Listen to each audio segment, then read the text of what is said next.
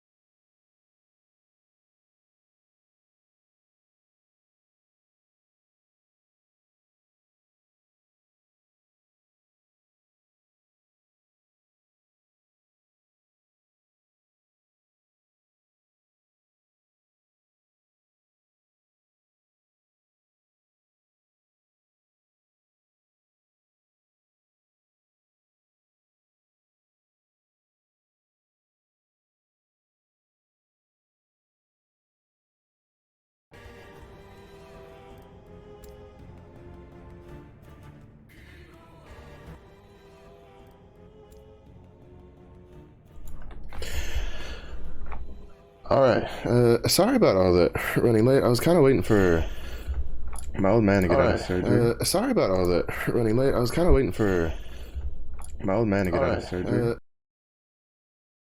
Jesus Christ. Man, I'm so like all over the place right now that I like unmuted my own stream. So, sorry about that. I was kind of waiting for my old man to get home from like surgery today while I to get them all set up, and they took a little longer to get back than I expected, but they're home now and I have them all set up in and all that jazz. They're good, so I can kind of start stream. We're gonna start with it's kind of Variety Wednesday. I kind of been trying to take some time to kind of do some variety here and there.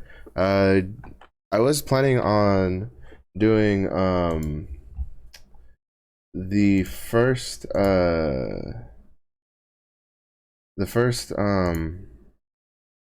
whatchamacallit, the first well, I was planning on trying to do like a variety day like of the week, so like the first like 2 hours of the stream on Wednesday would be variety, and then so I'd play a game that I like to play and stuff like that, and then like the other 2 hours would be PvP and Lost Ark, and then I'll check like probably like in an hour or so if they've done patch, or in like 30 minutes or so if they've done patch notes, because I was planning on starting off with patch notes before doing diving into last Epoch, but they still haven't put out the patch notes, so I'm kind of just waiting.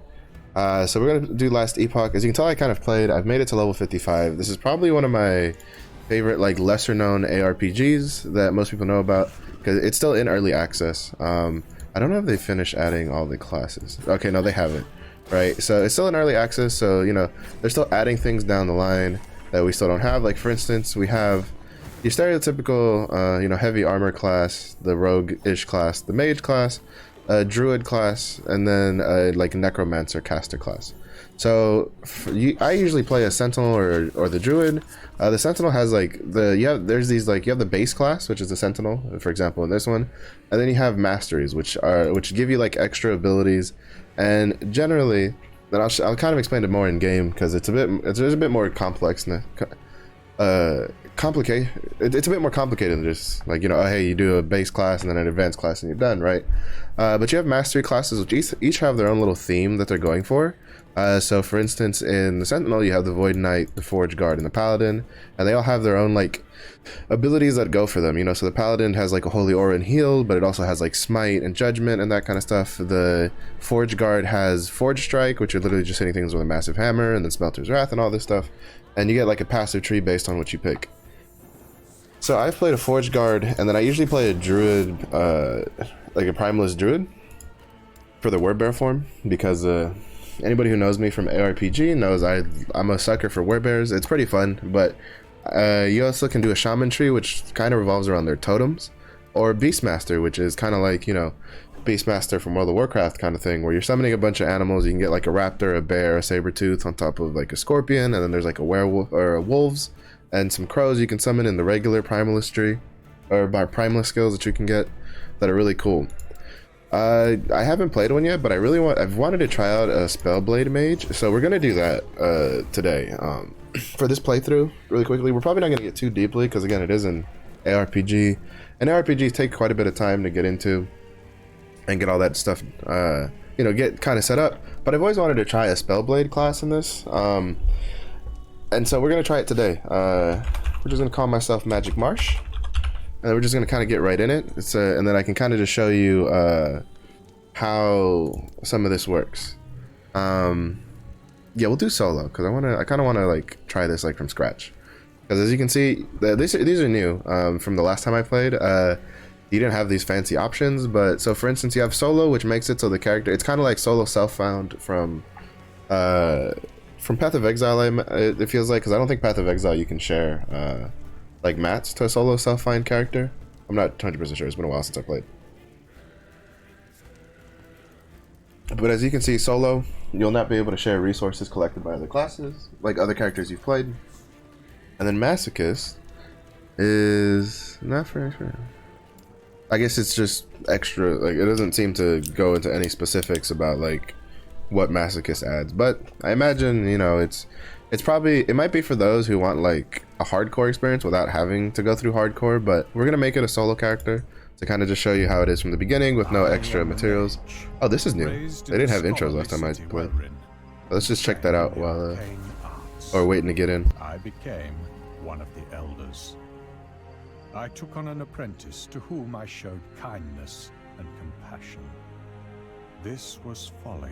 She grew rebellious, entertained dark arts, and was exiled. That means the mage and the acolyte are.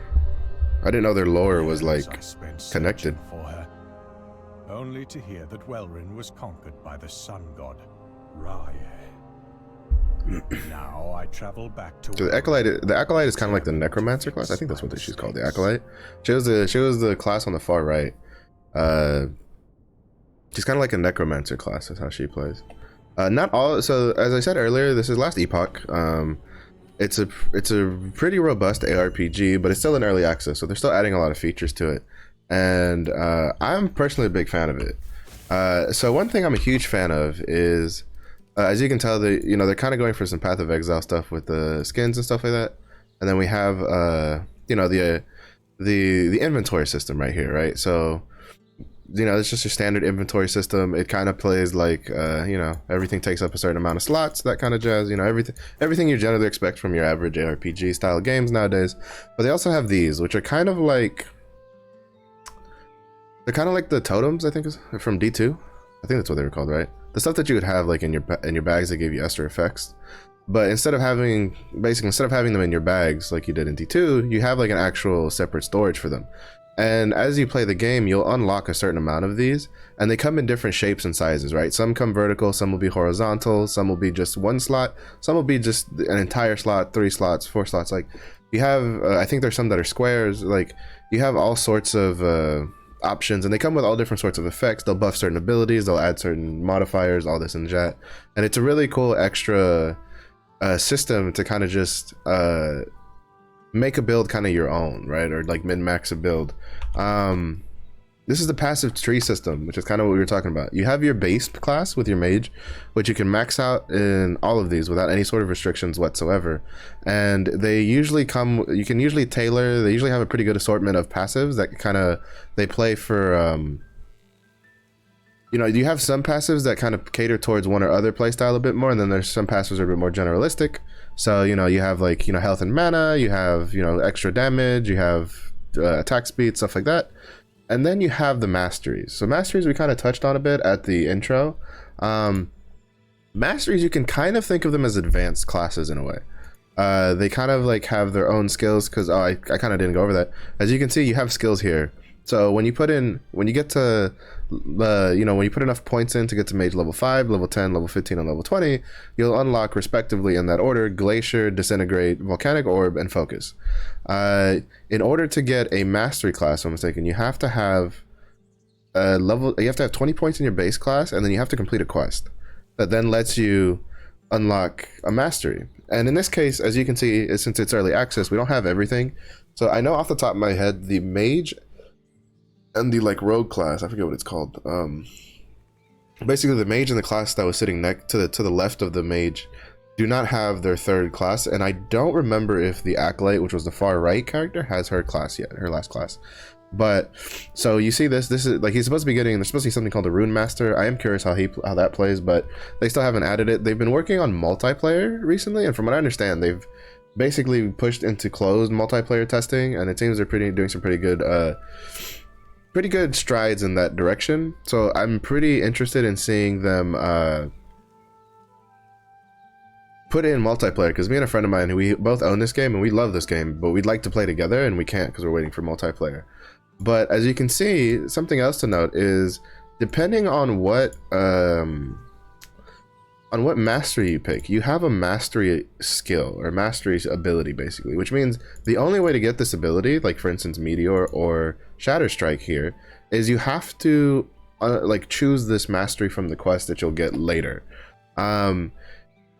The way the quest will do is, you see you have this chain here.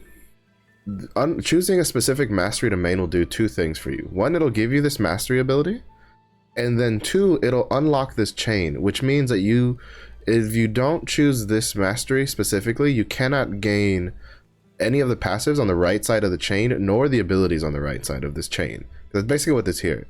So for instance, if I want, like for instance, I'm interested in Spellblade personally. Oh, I also need to put man, I'm just like kind of all over the place today.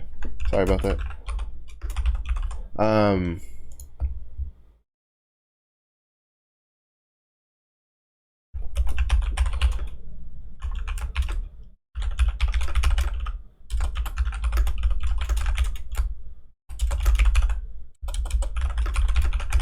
should have gotten all this prepped while I was waiting. But basically, so choosing a mastery will do two things for you. It'll let you basically have the full access to the passive tree in that mastery's passive tree, so you'll be able to go past this middle point. And then it also gives you the mastery skill. So for instance, since I'm planning on going Spellblade, oh, and you get passive bonuses. I will get Shatter Strike, and then I'll be able to go deeper into here, because Spellblade is supposed to be like a kind of a close range mage kind of thing. So, but that doesn't mean that I can I can't do sort points, right? So say I want Static Orb or Ice, Static Orb probably more reasonably, but also maybe Ice Barrage, because I think like max level is 100 in this game. But basically, if you want an ability like that's here, or you want some of these passives because they synergize well, either maybe you're dealing more fire damage, or maybe you want some regen and stuff like that, I can still like pick the Spellblade mastery tree and still take points in these early nodes here on the Sork tree that could help me and kind of round my build out. So I really think that's a really cool feature. We're kind of just gonna try to get into the combat. Something I kind of is a little different from I would say other ARPGs is that the left click is kind of, you can't really attach its own ability there. So most other ARPGs, right, you kind of have, like, you see a hotbar and you can kind of fill up the whole hotbar. In this one, it doesn't really work that way. In this one, you only really have the left click is basically, or like one bar, which is a left click, is only going to be, can only be bound to movement or bound to move and then like something else. So for instance, as you can see, I have it currently bound to my right click. So that means whenever I like mouse over something, instead of moving, if I can attack it, it'll actually attack the whatever is there, whether it's like a destructible environment, whether it's an enemy or whatever. So it's a nifty little feature, but it's kind of like a, I guess you could say like a useless button to have, really, in the grand scheme of things. I don't know how useful it actually is, but like I think for melee builds it's pretty useful. I don't know how useful it'll be for ranged builds, because it's kind of going to be the first time I play a ranged character. But now we can, if I can remember how to open the menu, because that was the passive tree. Which one was, I'm trying to remember which button was the skill tree. I think the menu might have it. S, obviously, duh. So this is another nifty little feature that I really like. Is this each individual skill has its own passive tree attached, and what you'll do is at level 4, 8, 20, 35, and 50, you'll unlock these like skill mastery slots. I don't remember what the actual names are, and then you can put a skill in that, and that'll allow you to level that skill up. And then while that skill is getting XP, you can then basically give it extra passives that can drastically change the way it works. So for instance, you can add extra chains to it. You can make it when you double cast, you can quadruple. I have no idea what that means because I've never played a mage character before. But you can also straight up like change the damage type. Like for instance, here you can change it from lightning damage to cold damage, right? And that means it'll change the shock chance to chill chance and all that stuff.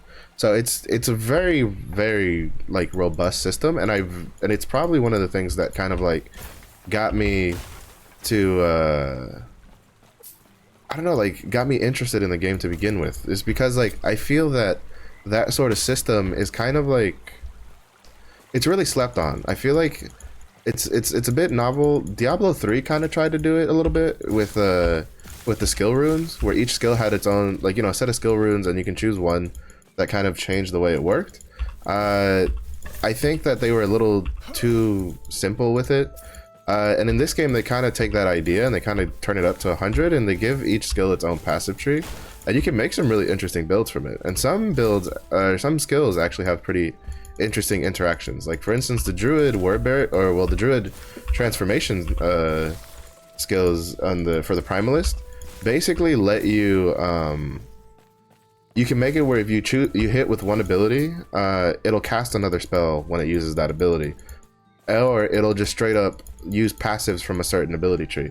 So for instance, the Wordbearer basic attacks, they basically pull passives if you put points into swipe, so which is a different skill attack, and I thought that was really interesting.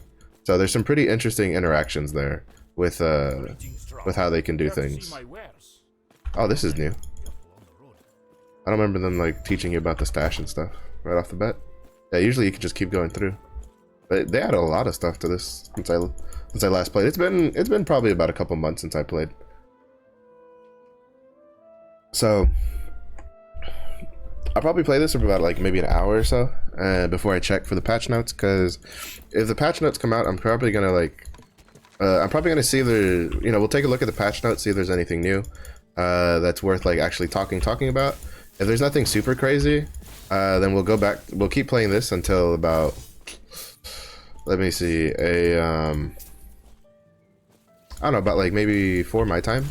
So about another hour and 20 minutes. Well, actually, no, by that point, we probably, like, even if it's not a lot to think about in the patch notes, there's probably enough to talk about for 20 minutes. So we'll play for about an hour, and then I'll check out the patch notes. And then off the patch notes, we'll go to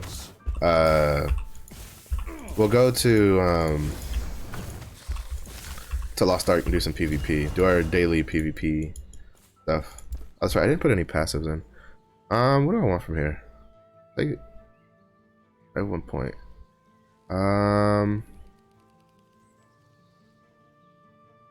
These are still considered spells, yeah. Fire melee. Elemental buff instant cast. Fire melee.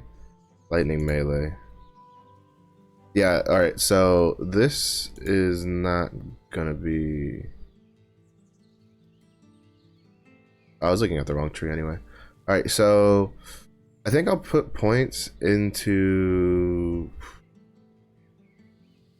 I think I'll put points into this right now. Because the point is something that's really nice is the abilities themselves tell you, like if you look at the tags, they tell you what'll affect them. So anything that buffs fire, melee, or whether you scale and will buff, or if you take fire melee passives, like anything that buffs fire damage or melee damage, it'll buff Flame Reef.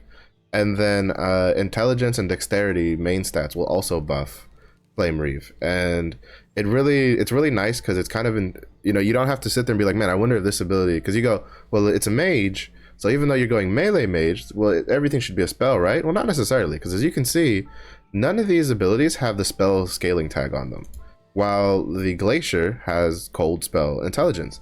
So that means if I wanted to put points into, for instance, sorcerer later, taking this node wouldn't, like, I would be losing, it'd only be like half effective because I wouldn't be gaining anything from the spell damage unless I was running a spell on top of it, which even then it's kind of like, I don't know, I want to be like a melee mage. That's kind of just the stuff I like to do. I like to do melee and spell and like cast spells at the same time. As you can notice though, it's not like other APGs where you can just pick up all the health potions on the ground. The amount of health potions you can hold is dependent on how many slots are in your belt. So for instance, I just picked up a 3 potion slot to replace it with, so now I can carry 3 potions. And then, but basically, you have a maximum amount of potions you can carry, and then once you have that many, you can't carry any more unless you find a belt that has more potion slots on it. And so that's kind of something to take into account when you're like upgrading belts, right? Like when you're changing from one belt to the next, you might want to double check if like you're not using those extra potion slots, right? Like if you're someone who you're like, well, maybe the build is a little squishy and you're like, man, this belt's really good, you either might want to learn how to maybe change that build so it's not as squishy so you can kind of do it, or you're gonna have to like just leave that belt alone and kind of just do something else if you need those extra potions. Again, I'm not quite sure how like super endgame it kind of works out because I don't the highest I've ever gotten is level 55 on any of my characters, so not super duper endgame. I think I've almost finished the story on both my druid and the forge guard, but again, it's also been a couple months since I last played this game, so, and I've heard they've added like a lot of stuff since. To be honest, the main reason I'm playing is because I didn't really know what else to play for variety, and I was kind of hoping they would put out the patch notes and maybe it'd have something worth talking about, but even with starting late, they didn't put out the patch notes yet, so we shall see how everything goes. I don't know, there's probably a lot on the patch notes though. When I took a peek at the forums, apparently like Rox had said that it seems they just got more information last night or something. So yeah, so now we have a relic, which is kind of another extra I guess min-maxy thing you can do with the relic is there's class specific relics and then there's like general relics, and they're kind of like the idols where they'll buff certain things, certain aspects of your class. So like if you want to do a shape-shifting or a pet build for any of the classes, then you generally want to look for relics that buff that, or they buff like a specific damage type that you deal. And it's just like it's a lot of little systems. I mean, some of it is still kind of complicated because like I still don't fully understand like how the damage modifiers go, because like in some ARPGs, right, you want like X amount of like main stat, and then you go a lot on like really heavy on the on like percentage modifiers, because you still need a certain amount of main stat or like a certain amount of numbers to actually like buff with percentages. I don't really know. Oh, his flying apparently makes him dodge that. I don't really know what does that look like? That's kind of underwhelming if I'm perfectly honest. How, like I'm still not really sure how like damage really scales too much on in last Epoch, and I'm even less aware of it now because well, you know, I haven't played the game in forever, so, and I'm trying to play a whole new like class and play style at the moment. So this is just gonna be about you know, an hour or so of an hour and like 20 minutes of me trying to figure out how to play mage in this game, because I usually play melee characters, but I've always been interested in the Spellblade. I always think it's really interesting when a class doesn't just do like just stereotypical mages. Like, I'm pretty interested in what the Rune Master is going to be like, because I have a pretty avid interest in Warhammer Fantasy, which had Rune Masters with dwarves and stuff like that. So I'm kind of curious how the Rune Master class will actually play. So I'm looking forward to that getting added, because all the classes really have like just all sorts of cool stuff to go. Like the Void Knight for the Sentinel has like a Void Cleave that you can then trait to be fire, so it like synergizes with the with Forge Guard. So you can, so if you're going like Forge Guard, you can still pick up the Void Sentinel, like Void Reeve, I think is what it's called or something, and just like figure that, and then still kind of like make it work, because you can get passives for it that will give you extra like extra, you know, like you can convert it to fire damage, so it scales with the Forge Guard passives, and there's really interesting interactions like that that you can kind of just make your own stuff, and it's really, I really like it. It really endeared this game to me when I started realizing just how deep you can go with stuff, and it's just like, I'm really looking forward to seeing what the finished product looks like, because I feel like a lot of people are gonna like it once it's finally all put together, because it has so much potential, and I just hope they can kind of like capitalize on the potential, because without, if they, you know, it's got stuff there, it'll keep people engaged. There's a lot of systems to the game, there's a lot of depth to it, while still being pretty easy to kind of figure out, at least at a face value. It's kind of a thing where it's like you can kind of easily figure out the whatchamacallit, like it's pretty easy to get into and to kind of like figure out the basics, but you know, once you start figuring out the basics, it's pretty there's some pretty, it's pretty deep what you can get into. And so I think there's definitely a lot here for people that like ARPGs, in my opinion. So I'm definitely looking forward to this game's future. And I feel like there's a pretty big like, I don't know what the word I'm looking for is. I guess like want for ARPGs, because I feel like in recent times some of the more popular games right now that have recently launched that are getting a lot of attention are kind of more ARPG camera-esque. So for instance, on the MMO side of things, Lost Ark launched recently to a pretty big success, and then I think yesterday V Rising finally went into early access, and I've seen a lot of people enjoying that game. So it'll be I think like a lot of people do like camera for ARPG stuff, so I think there's definitely a crowd there for Last Epoch. It's just kind of gonna come down if they can kind of like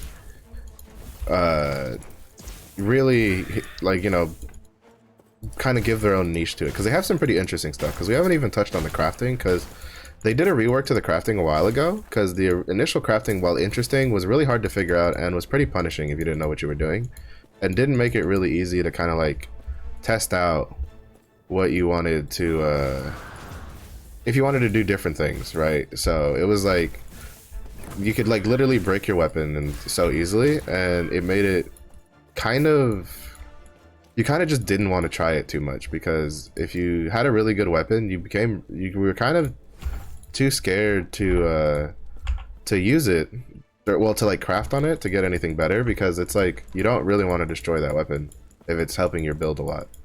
So they kind of revamped it where now you won't really break your weapon. It might not be as good as it could be, but from what I understand, you can't really break it. I don't know if it's easier to understand. When I still looked into it, I was still kind of confused on like how the crafting actually worked.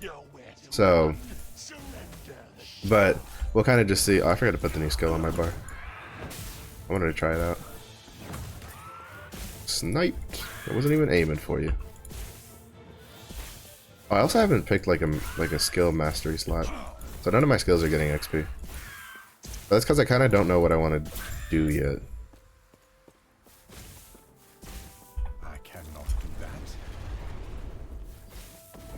Get ranged, baby. Oh, sweet. I didn't know I could freeze the boss. I was curious about that. I think because I feel like in most ARPGs you can't like freeze bosses for the most part. No, it's not. I told you it's enclosed. Riv, we got over this. I keep you up to date when the fucking like multiplayer's out. Why you keep asking? I think I told you like 2 days ago they were closed beta. They were closed testing it. But yes, Last Epoch, Riv. Just a little change of pace. Because once tomorrow comes, it's gonna be a while before I can play anything else. No, I told you it was in closed beta because they were testing it inside with all the stuff. I gave you a full rundown. You just, like always, you know, you listen to the first 2 sentences and then you go off to La La Land. I don't think I need this. Yeah, I don't need that. Did Balthus send you? So here we go. Pick up the shard. There's also Last Epoch also has a pretty interesting premise where it's kind of like time travel, basically. You're kind of like hopping from one epoch to another, trying to undo and keep people from destroying the world. So, which I think is a pretty unique take for most ARPGs, because a lot of ARPGs, they either like send you to the past or they send you to the future. Not a lot of, or RPGs in general, don't really send you like back and forth, right? Because in Last Epoch, you're kind of hopping from one to the other and kind of trying to like figure out what you want to do. I kind of want, what does this do? Oh, so that's like a melee thing. The shard seems to be taking me somewhere. Interesting. Could be usable. Yet my surroundings I just don't know if I can go melee without taking a spellblade. Without having a spellblade done yet. But yeah, so I think the premise is really interesting, and like how you keep hopping back and forth between time periods to try to like fix what's going on, and I think it does it in a pretty good fashion. I'm not gonna say it's like super what's the word I'm looking for, like creative, because I mean at the end of the day it's still like, hey, we're going to the past and the future to fix all this stuff kind of deal. But you know, it's a nice change of pace. Like I was saying, a lot of games tend to, a lot of RPGs that deal with time tend to like stick to either you're going to the past or the future, and then you're kind of there and just fixing the problem until it's like done, kind of thing. And here you're kind of like jumping around, and it's not always for like rescuing stuff. Sometimes it's just like a random quest. It's like, yeah, we need you to like go to the prehistoric era to see what actually was there. Or what's actually really interesting, and they did a really good job, is there's certain like areas you can't access in a certain time zone that if you go into the past or the future will then let you get an item that you can use to then access that that area, which I thought was a really neat little addition, because the way they do it is you don't really need to go to like a specific you don't really need to go to a specific location to jump between times, right? Like it basically treats it like you're jumping from one map to the next, but you're actually traveling between, you know, different time periods, and it's very it doesn't like bring a full stop to your questing, is what I mean. Like it's very easy to jump between one time period to the next, and if it's in the same zone, as long as it has like a as long as that time period has a waypoint in it, you can just, you don't even have to change zones. You can just flip from one to the other. And it's a really, really cool system, or at least a really cool idea that they're going with. And I really do like it. Because like, for instance, the mastery class stuff is the quest for it, the concept for it is basically you are going into like a special area that's kind of like cut away from time, and kind of meeting different masters from different time periods who all specialize in their own different things, and then you're choosing which one to follow. Basically is how you choose your mastery. And you know, again, not exactly the most unique concept, because lots of RPGs and ARPGs do the whole like, oh, you have a master and he teaches you kind of stuff, but the theme around it is relatively unique, and I think it's very cool. So that's why I feel like Last Epoch has definitely a lot of potential to get there. You could kind of say that I also realize I still haven't chosen like an ability to master, because I still just don't know what I want to do right now on this class. There is some stuff they could kind of like smooth out, because while having some complexity and depth is necessary for longevity and to keep people kind of interested, and so it doesn't like just put people to sleep, I think that too much complexity is a bit of a problem, to be honest. Can I like, okay, so Flame Reef can turn to lightning. This is another feature I like. The abilities will tell you next to their icons what damage types you can, like, they can be. So if they're grayed out, basically that means you can either add it or change to that damage type. So for instance, if I wanted to go, I could go a full lightning build, which is what I might do, which means I could take like Flame Reeve and like Surge. The only one I don't know is if I could change okay, so Shatter Strike is ice, so we might not use that. if I want to go full lightning build, because I could either go full lightning build or I could go freeze build and not use flame reeve, which would kind of suck, but because I wouldn't be able to use like 2 of the abilities here. I'd have to go like here, like I'd have to use this, maybe like snap freeze, and then go surge and shatter strike. I don't know, we'll try it. But basically I feel that the lightning one is probably going to be something we're going to go for. Let me see. What do we have here? Deals more damage, but damage reduced each time lightning blast chains. I kind of want the chaining, because we need that for the clear, because we don't really have anything that clears a lot of stuff at once from a range. The only like really big melee clear we have is, well, the only real clear ability we have is this, which is melee. It'll be interesting once we get like static, but I still don't know if I want to go like ice builds. Right, it's just like, there we go, that's what I'm talking about. Bro, give me some chain lightnings. I love me some chain lightnings, man. Chain lightnings are some of the most satisfying. I feel like any ability that bounces, so like Sentinel has a shield bounce basically, or you throw your shield and then it'll bounce from one character, like one enemy to the next. It's, to me, those types of abilities are so satisfying. Like any sort of ability where you throw something and it bounces between targets and it can just kill multiple targets at once is, to me, is beyond satisfying. What's this? No, don't care about that. Increased range. I don't really need that now. Blind enemies. Spark Nova. Or oh, that could be. We'll go this way to get the shatter shock, and then maybe we'll go up the other way. So I want to keep enough points in case I decide to go down the frost route, because I still haven't decided if I want to go the frost route or the lightning route. Because if I go the lightning route, I won't be able to use the mastery ability, which would kind of suck. Which would then make me, I don't know, maybe I'll go sorcerer instead, right? But then if I go sorcerer, then I still wouldn't be able to use the mastery ability because you can't turn meteor to lightning or ice. So I don't know, we'll figure it out. That's part of the fun of playing a new class, right? Is kind of just learning how it plays and kind of just figuring stuff out on your own to kind of get it done. 2 strength, dexterity, regen. We'll keep what we have. Is there anything that does lightning though? I don't think we have anything that gives me increased lightning damage.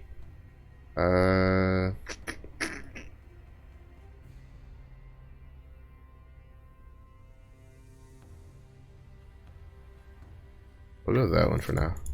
Because we're really using the lightning ability, so I might as well just take something that's at least buffing my spell damage. I'll probably still go Spellblade. I'll probably go Spellblade chill build, just to kind of use Shatter and see how it is. Luckily, you're not completely pigeonholed into a build. You can re-specialize, and you can take points out of what you go in, like points you put in for stuff like so like for instance, you know, I started with lightning, and say later on I don't care about lightning and I want to try something else. I could just open my skill menu, go in here, and then I could respec. And respec either lets me completely despecialize from the skill and pick a new skill, or it lets me, or you can remove points if you put a point in a passive that you don't really like and all that kind of stuff. Something to keep in mind though is that when you take points out or when you respecialize, you'll restart from your minimum specialized level, which will go up as you level up. So like for instance, right now, if I wanted to restart, the skill I would put in here would start at level 1 because that's my minimum specialized level. And so basically it's easy to like respec and to change your build, but you're gonna have to spend time getting like skill points back basically, because at least at the points that I was in for like at level 55 and stuff, you lost points. You lost quite a decent amount of points depending on how high you were, like how long you've been leveling that skill for. So you do want to at least take some time to kind of like figure out what you kind of want to do and what kind of path that you're trying to take in this game, because you can respec and it's not that hard. You know, you don't really have to pay much of anything. Actually, I don't think you have to pay at all to respec, but you will have to spend time re-leveling those abilities. And if respecing, you know, you want to change the whole build, I don't really know. I don't know the feasibility of that, right? That I just don't know. It's been a long time since, again, I'll reiterate, it's been a long time since I've played, and it's just, I don't really need that anymore. And like, again, I still, even when I did play, I still didn't fully get the systems, like all of the systems, because there's like, again, there's a lot of depth to this game, and it's kind of what, you know, it's good, it's not bad. It's just that it also makes it hard for, if you kind of stop playing it, to, you know, come back and pick it back up at the same speed if you didn't fully understand it before you stopped playing. And that's not taking into account that, one, you know, it's an early access, so it's still technically in beta, so they're doing a lot of changes and stuff like that in it. So sometimes even something that you may have known ahead of time, maybe it got changed. Like, for instance, the crafting. Maybe you fully understood how the old crafting system works, and then you come back, and then the new crafting system, you're like, oh shit, what's going on here? Yeah, we'll level that up to 5. So now we have Glacier, which I think I'll swap the pulsing AoE for it. We drop a low second first, you're gonna a burst of ward. This effect has a 12-second cooldown, or every 3 seconds. I'll go for this. I'll probably go for ward, because later on that'll be helpful. So I'm gonna swap you for Glacier, and yep. Also, I do like that it has little, like, different notifications on your left.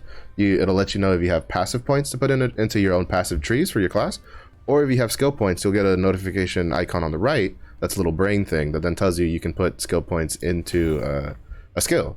So that is really nice quality of life that I do like, because you know, for a lot of you could look at that and be like, well, obviously they should do that, but we all know there's games out there that things that are kind of obvious, so they kind of tend to gloss over, either due to oversight or maybe they themselves expect the player to kind of just understand it. So having a pretty good, oh, that's right, I need to go tell these people to leave. Having stuff like that really makes it easier for a new player who doesn't really, you know, who's never played your game before, or maybe even hasn't played an ARPG, because that's also another thing. To have a pretty easy time kind of being like, okay, I now have a point to put in my passive tree, or I have a point to put in my skill tree, in my skill itself. Like, that kind of additions are never bad. They're really good. They're really good. So having more stuff like that and making it easier for new players or even returning players to kind of like pick systems back up. What does this look like? Oh, well, that took a shit ton of mana. Oh crap, I wasn't expecting that. Nah, because I'm still going lightning. I mean, I'll probably end up going ice, I'm not gonna lie, because I kind of want to use Shatter Strike. And even if I don't like Shatter Strike, I'll just like we said earlier, I can just respec. I can take my points back out. I'll re-level. I'll just re-level lightning and stuff and get points and like change it to something else and do like a lightning build. Because I am a sucker for lightning builds, I will admit. Bro, that takes a lot of mana, but that ability is so fucking cool. The whole like chunk chunk chunk. The spell effects are another thing I love in this game. The spell effects are so satisfying, and like they're visual, right? So like, for instance, here I'm doing chain and attack speed, so there's not much they can do visually, but I'm pretty sure if I change it to like ice, they would it'll probably change the effect, because that's how it works on all the other trees I've worked on the other classes. Is there has actual visual changes when you do stuff like Forge Guard. You can choose between, I think there's an ability where it's like it'll either throw an anvil, like a whole ass fucking anvil at things, or it'll throw like a spear or a sword or something like that. And it's just interesting things like that or little things like that really kind of like endear me to this game, where it's like, it's just the extra effort they put in that other games don't always do, where it'll be like the flavor text will be like, oh, you know, you now put a sword in the ground and then you have like increased crit chance. A lot of times in those games they don't change the effect to be like a sword, they just put it in and they just basically give you the increased crit chance and then they call it good. And it's kind of like, I don't know, it's cool to me that they took the time to do it. Also, holy shit, that ability is amazing. That Glacier? Yo, nobody told me Glacier was fucking cracked. That's so satisfying. Bro, you could just delete people with that. I guess we're just gonna go ice build. So that means what do I want to use this? That means I'll have to use like, I could ice fireball, but I don't know if I want ice fireball, because I have like lightning, so I kind of want like big abilities and then like shutdowns. So I think I'm gonna go with like glacier. But I think what I'm probably gonna go is go like lightning blast, snap freeze, glacier into either like enchant weapon shatter strike or like shatter strike surge. Probably enchant weapon just to get the extra damage. Or I could go like flame ward and then change it to ice instead. See, like you have so many options in this game that it's just like I can't say if every build is viable, but you can at least mess around with things to a point where you can make all different sorts of play styles, and you can kind of just cater it to your own sort of thing. And it's a dream for people that like doing that kind of stuff. It really is. Glacier has a increased chance to freeze and stun enemies. Which way do we want to go? Chance to chill enemies. Less mana. Deals more damage. Good enough for me. Because holy shit, casting Glacier like ate all of my mana. Alright. So we're gonna get this last person and then carry on with the quest. The quests, for the most part, I wouldn't say are very like unique. Also, I think my like mana orb bugged out because now it doesn't have the blue isn't there. Weird. But let's see. Oh shit, yeah, give me that. Wait, what's on this? Melee lightning damage. We'll take that for now. 4% mana, increased attack speed. We'll take that. We need to put our crafting items away, because that's another nice thing is those little shards we've been picking up are for crafting. And one thing I love is when systems give me a one-click button that easily just puts everything in storage for me that I can use later, because we haven't unlocked the crafting system yet. So for now, it's not really useful, but collecting them will help me later on. So that's always nice to see. Let's see. Let's change that for that. And I'll put flame ward there for now. Because I wasn't using fireball at all, right? So it's kind of like, why even have it?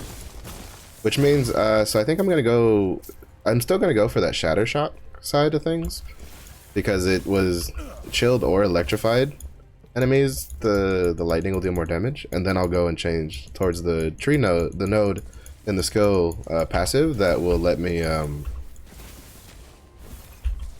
change the lightning to frost.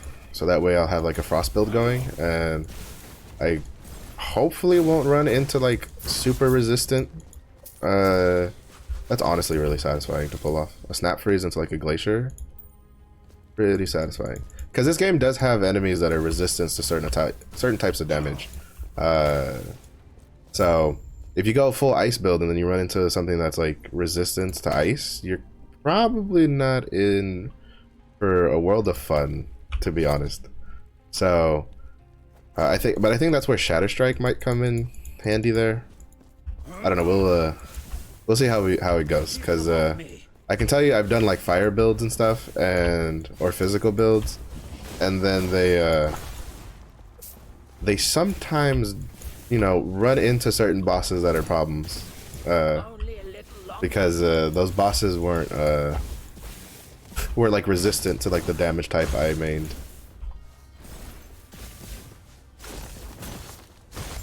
Oh my god, that's so satisfying.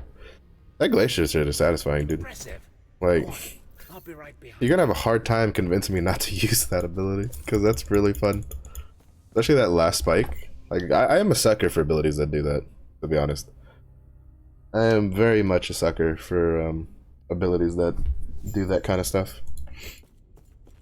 Alright, let's see what we got over here. Alright, so we're in the council. We're still in the ruined era, as you can see. If you open the map, this is kind of what I was talking about, right? So you kind of can jump between certain area, like, you know, time periods. So the map is honestly, it's kind of big. You'll see that there's, you know, you don't have waypoints to everywhere in this era, but then you click to the Imperial era, and the Imperial era will have its own waypoints attached. Then there's the Divine era that will also have its own waypoints attached, and then the Ancient era that has, I think, like a couple more. But I think this is mostly for for like side quests at the moment. I don't think there's anything else. So you basically have certain areas that you can't reach. Like for instance, I don't think you can reach. Yeah, see, you can't reach here unless you're in the Divine era or the Imperial era. Because in the Ruined era, well, it's ruined, so there's nothing over there. But then you have all these extra stuff here that you can go to, and you have like the Corrupted Lake and the Risen Lake, and then the End of Time. I think this is more end game stuff, but this is also like where you'll get like a hub that then lets you get what's the word I'm looking for? Your mastery. Like it'll let you choose your mastery. So, and then like, you know, like in most ARPGs, you get you can get passive points from. All right, could you stand still? Thank you. You can get passive points from quests on top of leveling up. So there's definitely a lot of stuff there to kind of push your stuff higher. And then it has interesting quests like this, right? So like for instance, I grabbed the quest from him, and as you can tell, it just randomly popped up a quest here.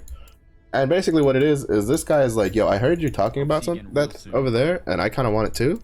So now for that quest, you basically have two choices on who you want to turn it into for points. So I'm gonna grab that because I need some more mana. So you can turn it into one or the other, and then the reward you get differs depending on who you turned it into. So, you know, I like stuff like that in games. You know, a little player choice doesn't really hurt too much. So it's pretty good. I think that if I do varieties, I'll probably stick with Last Epoch for varieties personally, because I really like Last Epoch and there's a lot to do, and even playing it for like an hour is just, it doesn't do the game justice, because an hour is basically nothing in ARPGs, let's be honest. Especially when you're starting from the beginning, there's just, that's like you're not even out of the tutorial half the times in an hour. So I'll probably end up doing like variety. My variety days will probably be mostly Last Epoch until Monster Hunter Rise Sunbreak comes out, and then that'll probably take over. But that is until June 30th, so, you know, I still have like a whole month where if I'm going to do it, I can, oh, that's not the ability I wanted to push. Oops. Doesn't take as much mana as before, though.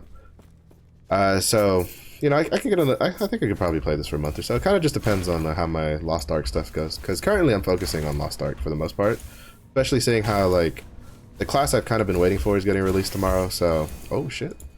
Legendary wand this soon? Interesting. What does it do? Does it help my build at all, though? It's a spoon. Let's see. Increased melee attack speed. Adaptive spell damage. -3 spell mana cost. 41% chance to... Okay. It could probably go for like a Spellblade build, but it's not going to be very good for my build, because my build doesn't have, like currently my build doesn't have any sort of like melee in it, so.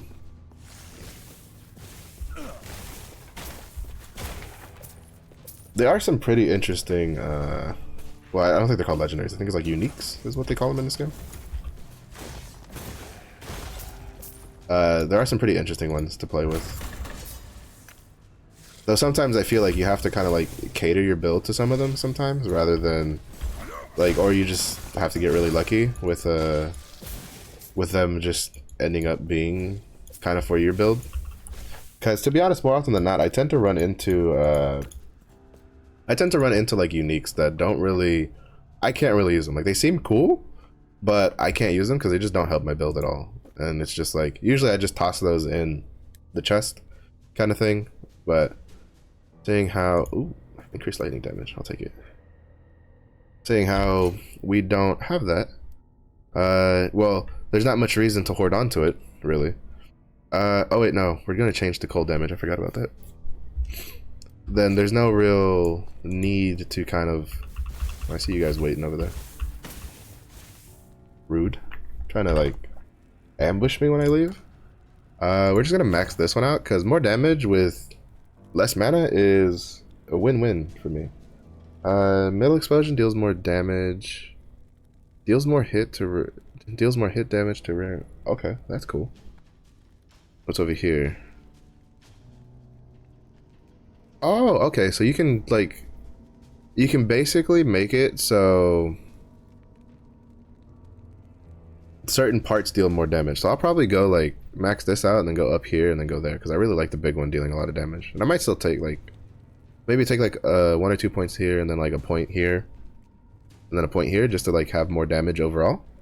So I don't know, there's a lot of stuff we can do.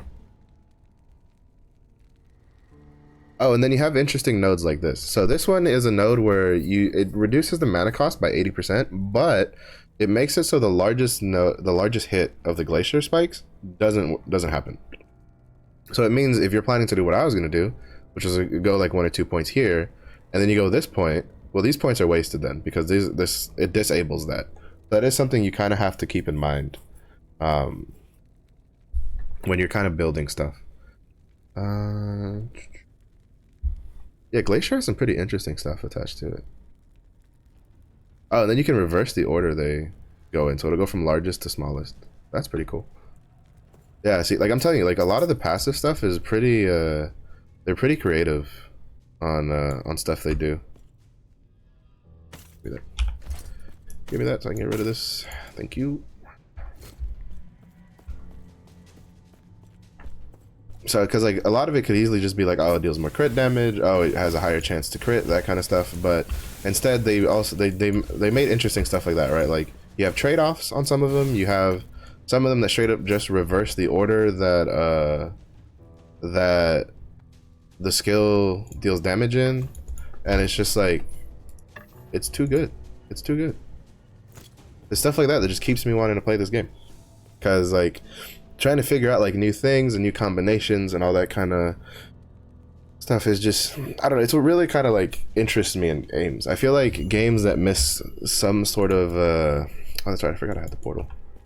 Games that don't have like too much depth into it, I feel like for instance Diablo 3. I think Diablo 3's rune system was a good base point, but the fact that they didn't do anything with it kind of is to me why it feels so flat. Because I feel like having runes to customize the ability is pretty smart, and it's very simple.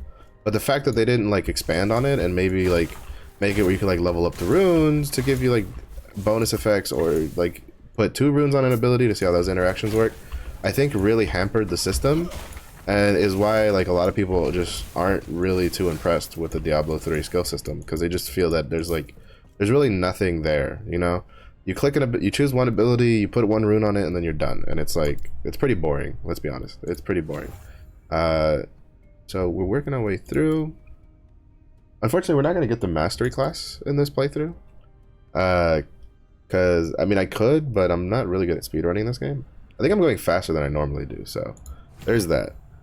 But yeah, so again, we're going to get down here to Shattershock, and then we're going to try to go through here to get to the supercharged flows, so that way we can change it to cold damage, so that way everything on our build will be cold damage then. Okay, so we can't go this way. Just tase you from a distance. Hi, bye. That's pretty good. I'm not gonna lie, like again, I'm a sucker for chain lightning stuff. And then another. Ah, mine's better though.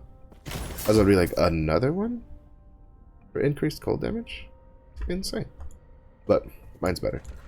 But yeah, you can tell there we lost a little bit of damage on the lightning bolt though, because I just, I swapped my wand to a cold damage buffing wand, and I still haven't changed it to the cold passive. So I lost some damage there, but oh, that was the wrong button. There you go.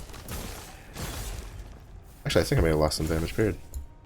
See, because this is where I was kind of talking about. I don't know how it is. Well, I guess 21% to set. Well, it's only like a 4% difference. But it feels like I lost more than 4% damage. I don't know. That's kind of where I was kind of talking about earlier, that I don't really... I'm still kind of figuring out the, like the damage calculations. Alright, chain lightning, if you could like shoot in the right direction, that'd be great. Like trying to figure out like how to actually do it. And it's not too big of a deal early on, like in most cases, but later on, like especially like my higher characters, like at 55 and whatever, I definitely feel I definitely can feel the, oh, actually these guys just might be tanky, the after effects of not being fully sure on how the system works, because I tend to like take a long time to kill things, and then I usually get killed in return, because the way it works a lot of times in these games is the faster you kill a boss, the less time the boss has to kill you. So oop. And so So that means like getting attack speed on something like Glacier would be nice. But a lot of my builds, they don't deal a lot of damage and then they're not all that tanky. So I kind of have to play around with their modifiers to figure out like how to do stuff. And I've tried looking it up, or at least I did back when I last played it a lot. And to be honest, I couldn't make heads or tails of what people were talking about. Not to mention that some people like seem to have like different results with it, with what they were like doing. So it's kind of like I couldn't really, at the time I couldn't find like just one concrete spot to get information from. That's not useful for me. Oh, that would have been useful if I had stuck with lightning, but since we're going cold, I can't use that either. Oh.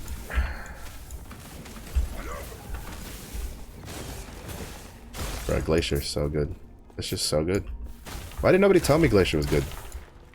That's so satisfying. Just like wipe out a big group of monsters with a Glacier, like with 3 Glacier spikes that come out like back to back. Like that is fantastic. I love it. I love it.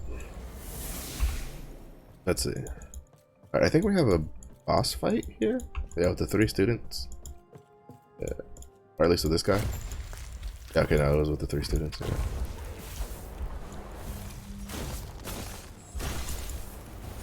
Yeah, these guys are kind of annoying with melee builds if you're not careful how you build yourself.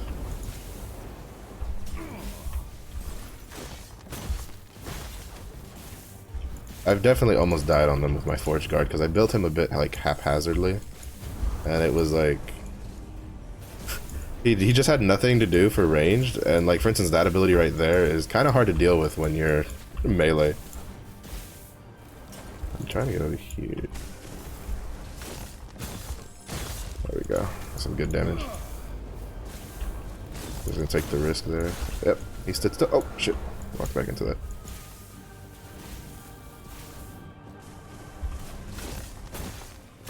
Ooh, he walked into it over there at the end. That's always nice. Alright. This is probably the easiest I've ever killed this boss. Usually it's a lot more just running, screaming for my life, chugging health potions. Because I usually play melee, and then usually like melee builds, I don't deal enough damage right off the bat to deal a lot of damage. It's just a lot of running around, hoping I stun one, and then after I stun one, trying to deal as much damage as possible to him. I see. To just kill them. Alright. Alright, so we got the gloves. I forget what these do. Elemental damage leached his health with elemental resistance and increased leech rate. That could actually go really well because all we're dealing right now is elemental damage. Usually I can't use that because usually I'm going melee builds or like full fizz damage builds, so gods be with you. There's not usually much I can do there. We're just gonna sell all this stuff. Oh. As I don't really need most of it. Because I have to remember the button combination for selling in here, which is shift right click in case you were curious. What's this? Fire damage, don't need it. Strength, don't need it. Melee cold damage, nope. We'll keep on to that for now. Fizz damage, nope, nope. Nope. Nope, nope, nope.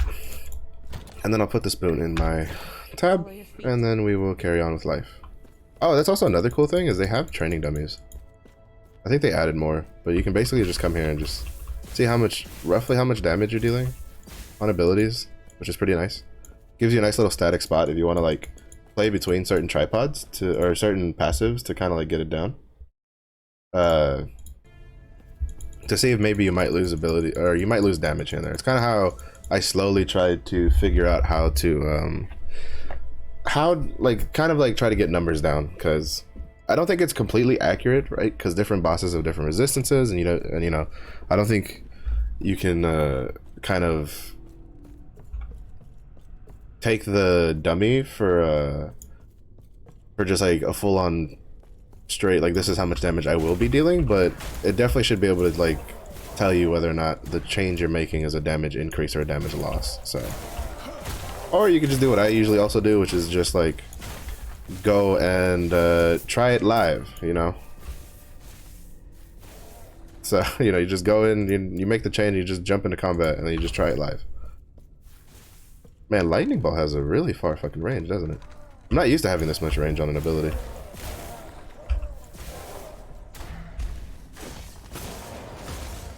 Woo! Also, the AoE on as you can see there, we upgraded the minimum skill level to level 2. So now this means if I ever re-specialize, if I ever re-specialize into like anything that I have right now, so if I ever decide to change this to another ability, like say I get tired of Lightning Blast, doubtful. But say I want to change from the cold build to a lightning build, so I can't use Glacier because Glacier will always be ice. Say, you know, I want to go to a lightning build and change to like Flame Reave and Firebrand and that kind of stuff. Then I can basically re-specialize by unselecting this ability, and then the new ability will start at level 2 instead of starting at level 1. So you'll have like 2 passive points to work with, and then it'll just keep going higher and higher as you increase in levels. So it's pretty nice. You know, it doesn't completely make up for it depending on, like, again, how early you level up that ability, right? So like my lightning bolt is like level 5, probably almost level 6, and so starting, you know, having an ability start in that slot from level 2 it's still a pretty decent loss. But another thing to it that kind of gets added that I kind of glossed over a little bit is it won't say it here, but usually it'll tell you, it usually gets increased XP on top of this minimum like specialized level. It'll start at level 2, and then it'll also have like increased XP gain until a certain level once you get to like higher levels. So they do kind of they are helpful. They don't just leave you kind of like shit out of luck when you want to change abilities. It still takes some time, but I'm pretty sure there's probably people by now that are like, oh, this is the, you know, if you want to change an ability, you just do this XYZ content and you just farm up XP in there and you're good to go. Get fucked. Those guys are usually annoying. There's also like a stun check, or because I think the shock on from lightning has like a chance to stun, so it's pretty nice. Don't care about that. It's fire resist, void resistance, Firemancer. That's less cold damage than what I had before, so nothing there. Also, if I'm mistaken, you can't like double whatchamacallit, like double convert, which I think kind of makes sense. Like if you're converting, if you can say like your build is like all frost damage, and then you convert like an ability maybe converts to, actually I don't even know if you can double convert in the passives, but like you can't convert something to physical damage and then convert it to like cold damage again right off of that, right? So let's say you have something that converts your physical damage to cold damage, and then you converted an ability from like lightning damage to cold damage, it won't make that ability be physical, from what I understand. At least I think that's how it works. Don't quote me on that, right? Like, again, I'm not, it's been a while since I played this game, so I don't really know if that's how this stuff kind of like pans out. Also, Lost Ark has like destroyed me for the sense of dodging, because I keep wanting to hit spacebar to dodge out of his stuff. That Glacier deals some damage though, boys. Let's go. Fuck it, we're just gonna keep using. I don't even know why I'm like trying to freeze this guy. He doesn't move. He's probably like the easiest boss for this. Also, you can go negative into mana, which is kind of cool. It kind of happened there to me for a second. I dipped into negative mana, so I couldn't cast anything at all whatsoever, because I had to wait for it to regenerate back to positive mana. So, you know, not much. You know, it's again, neat little things like that are pretty good.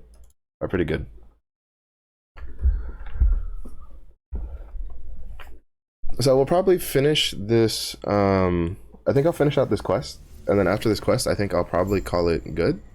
Because I saw that they released the patch notes, so I want to spend time talking about that before swapping over to Lost Ark. Fuck you. You guys are tanky. Oh, that didn't kill him. I think he might just be... Yeah, I think I'm in like a higher zone, but don't worry. I got tasers on top of that, so... Tase you? Yeah, man. This is so fun. I wish I had played a. I wish I'd played a mage before. I'm really sleeping on the mages. At least a lightning freeze mage. I don't know if the fireball is as fun to use as this build that I'm playing right now. I think honestly what's making this build work for me is the glacier. I don't think I'd be having half as much fun with this build if I didn't have the glacier, because this, look at that, I froze him and then I just fucking whomped him to death. How is that not satisfying? I don't know if it'll be that satisfying like in higher levels. That's a different story. But you know, right now I'm having a blast, and that's all that matters to me. Let's see, 30% less health regen, 6.9% damage leached as health. Yeah, no. I gain bleed every time I cast a spell. Guess what? Like all I cast right now are spells. That'd probably be pretty good if you were if I was on one of my melee builds. Depending. Actually, no. I think even my Forge Guard has spells. At least one spell that he casts.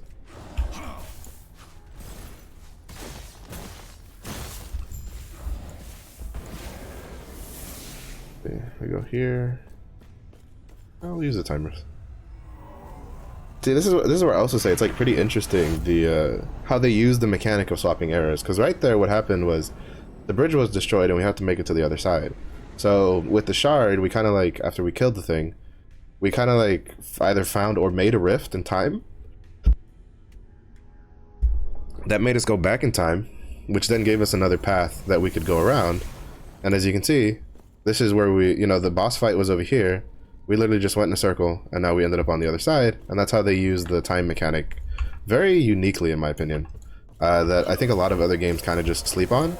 Again, a lot of other games, they kind of just be like, oh, we'll send you like back in time, and then that's it. They don't do anything else with it, really, with the time traveling. In this game, they implemented in.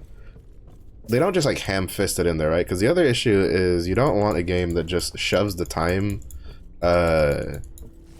Just the time traveling thing like in your face willy-nilly with like no rhyme or reason, right? You want things to make sense or to have like a good reason to use it, but unless it's like tied into the actual combat system like some games do, you generally want it to, if you have to do it for non-combat reasons, you generally want it to kind of make sense or at least be done in a way that's not too obtrusive. And I feel like a lot of games that do try to put more time stuff in their games kind of do poorly, while in this one, like you see there, just you go through random rifts and then, you know, you're traveling from one time to the next, trying to get around, trying to continue forward. Like stuff like that is really where I feel they do a really good job of sticking to their whole epoch or time, like, you know, era jumping, like story, and still having you do it in game and have it like matter in game. Oh sweet, we just straight into this one. That's gonna be, that's nice. All right, this one's probably gonna be a lot easier, this boss fight, than it was in with my melee classes, because he has a specific ability that kind of really fucks over my melee classes a lot. So I'm expecting this fight to not be as bad on this as it is on my other attempts. Bro, I love Glacier. Bro, I'd marry Glacier at this point. If Glacier was marryable, I'd be having a wedding. Because, bruh, it's so good. It's so good. I'm pretty sure there's probably people out there who watch this and be like, yo, like, we knew Glacier was good like forever ago. Where were you? And you know where I was? I was on a Druid. That's where I was. I was on a Werebear Druid build. So, I was sleeping on Glacier. I apologize. Because I never played it. Bro, that's so fun. That's so fun. Like, again, the abilities, like, they feel so satisfying when you push them. Alright, here we go. This is this big fuck. Yeah, see that? When he does that on a melee class is a fucking nightmare. It's a nightmare. Oh, and the Glacier froze him. Nice. Because like because he usually stands in it is the problem, right? So if you don't have a lot of high fire resist, which I guess, you know, players that know better would be like, well, Marsh, just build high fire resist early and he's easy. And it's like, buddy, like, oh, I don't have that much experience to be like, oh yeah, I need to remember to build fire resist for like this specific boss. on my melee characters.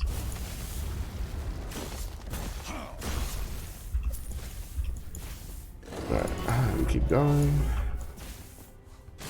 Yeah, this is definitely going a lot better than when I do it with melee. It makes me sad, actually. We're in the negatives, we can't do anything. Back to tasing. I do like how they let you go into negative mana. I think the whole like, oh, you only have 50 mana and you need like 54 mana to cast the ability is a little outdated. I do think that it's pretty good. Alright, the AoE on that last glacier spike is pretty fucking big. I didn't think that would hit him, and it did. But I think like letting players go into negative mana, I wish more games did that. Because there's just games that they're like, well, you need 54 mana to cast the ability, you only have 50 mana, and so they just don't let you cast the ability. While, you know, in this game, it's like, well, you have 50 mana, so we'll just put you in like a negative mana, so you literally can't do anything else until you get back above 0. And it's such an interesting, well, not interesting, it's a very, I guess, fun, interactive way, right? Like, you can sit there and choose, do I wait for my mana to come back, or do I cast it and go over mana cost? Also, we should be unlocking crafting here soon, but again, we're just gonna finish the main quest here for this one, and then after that I will be jumping back to the game I normally play, which is Lost Ark. So I do hope that at least those of you that are watching, I hope you at least enjoyed this kind of like little overview on it. I really hope more people get into this game because it's really fun. I think it has a lot of potential, and I think a lot of people would like it. I'm really looking forward to it actually finishing releasing, because to be honest, I think there's a lot of pretty heavy competition for it, for this sort of like camera style, because to the average player, usually, even if a game isn't an ARPG, if it has this sort of like isometric camera style, they tend to like lump it together, so it's gonna have stiff competition in trying to pull people from things like, say, Lost Ark, even though Lost Ark is literally the only similarities between Lost Ark and an ARPG is chaos dungeons and stuff like and the camera, right, and like the limited amount of buttons you can hit and that kind of stuff. Like, it has some similarities, but it's more on a system basis rather than an actual like gameplay basis, because it definitely plays more like an MMO in respect to like actual gameplay, where most of the focus is for balancing and stuff like that. So, but there is like V Rising, which recently launched, which again, it's I guess you could call it it's kind of ARPG. It's, you know, it's got that going for it, and it looks interesting, like, don't get me wrong. But so definitely for people who like a bit more like competitive stuff that they could do, I feel like V Rising is gonna be a pretty good game for that. Like a la like the Rust kind of thing, because I think I've heard people describe it kind of like Rust but ARPG with vampires, which I also, if I'm mistaken, that like Rust style of gameplay is also kind of optional from what I understand. You can also just play PvE if you wanted to, which is pretty cool. I don't ever think that options for players are bad. I feel like even if your intention is to make like a game like that to be very PvP focused, I really do think that having options for your players to do stuff that may not be what you kind of wanted to do gives you options. Because, like, for instance, a really good example of that is Fortnite. As much as I hate to admit it, Fortnite, the way they handled that was genius, because what they did in Fortnite was, to this day, people probably don't remember what Fortnite originally was. Fortnite was originally a like wave style zombie survival game where you build a base, and then like waves after waves of zombies come into your base, and then you basically like fight them back, you know, and just do that kind of stuff. And people, to this day, I think most people that play Fortnite a lot, which I mean generally it's also a younger audience, probably have no idea that that was Fortnite's initial inception, was to be a base building wave survival game. Now, like, you ask someone what, like, you know, how Fortnite plays, and they're gonna be like, oh, that battle royale, right? Like, you know, so leaving yourself open for V Rising on, you know, I don't know, maybe people enjoy the PvE side of things more than the PvP fights, and maybe they can go that way.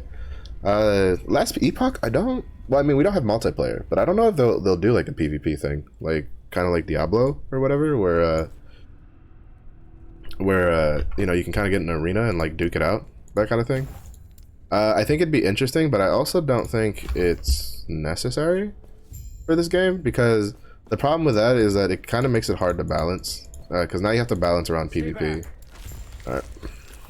This fight should also be easier with range.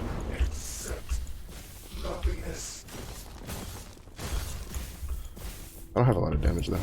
But generally I don't deal a lot of damage to this guy normally anyway. Oh, that was pretty... Ah, I get fucked. Oh. Yeah, a lot of these early fights, like, well actually I feel like a lot of fights in Last Epoch in general just aren't melee friendly. I missed. Ish? Oh shit. It's been so long since I fought him, I don't remember what like all of his moves do. I need to save the cold snap for when he does something dangerous. So anything I can't move out of. Like that. At least to save me time to like deal more damage there.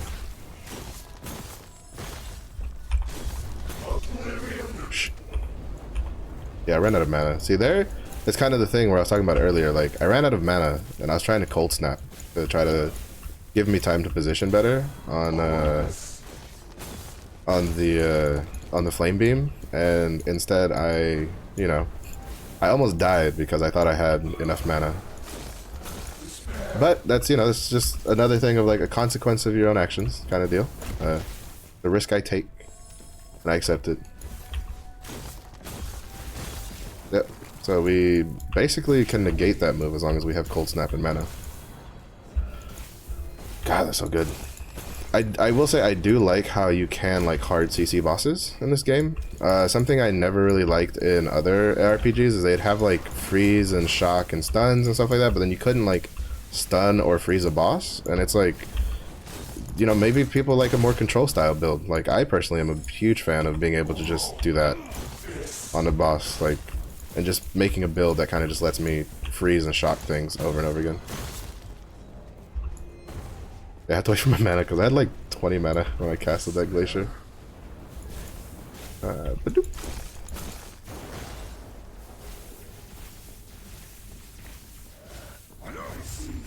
That definitely went.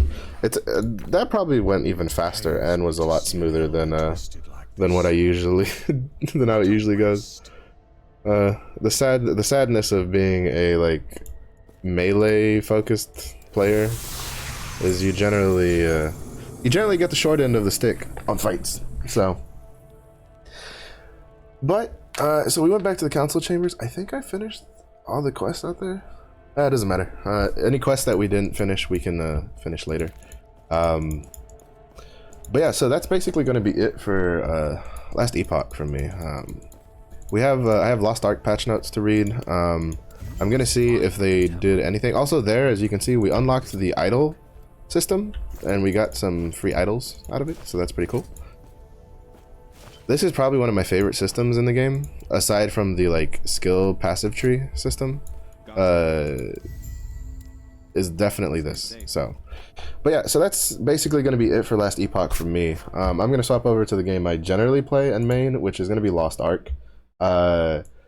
There's a pretty big patch dropping tomorrow, so the class I've been waiting for a while now since launch is going to come out. I do plan on playing more Last Epoch though. I think even with the Destroyer coming out, I probably will kind of keep this up on like maybe every Wednesday. I might even change to maybe every Wednesday I'll just do a Last Epoch stream, because to be honest, like after playing it now after so long, it really reignited my passion to play this game, because it's really fun. I love this. It reminded me how much I actually liked the game a lot. So I do plan on playing more Last Epoch in the future. Oh, Clark, thank you for the follow, or Dark, sorry. Thank you for the follow. I appreciate it. I do plan to play more Last Epoch. I'll probably do it every Wednesday. It'll be every Wednesday from 2 p.m. to 6 p.m. Central. You can follow me on Twitter, because I'll definitely announce what I stream before ahead of time. And really, like, if you play the game, or if you haven't played the game, maybe you saw it and this kind of interested you, like definitely give it a try, because I definitely think it's worth playing. So I'm gonna take a little water break real quick and then get like the patch notes all set up, and then I'll be swapping over to that. So I'll catch you guys in a couple minutes.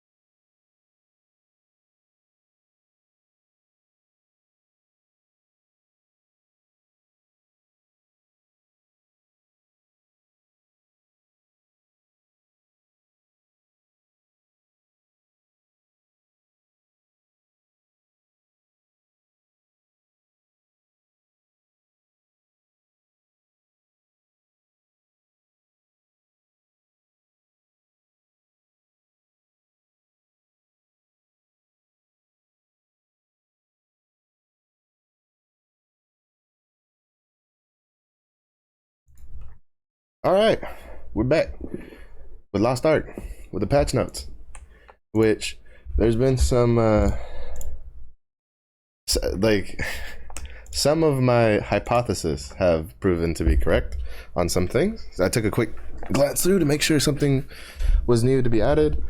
So as we know, just in case, today at 12 a.m. Pacific, 7 a.m. UTC, the servers will go down for maintenance, which will last for 4 hours.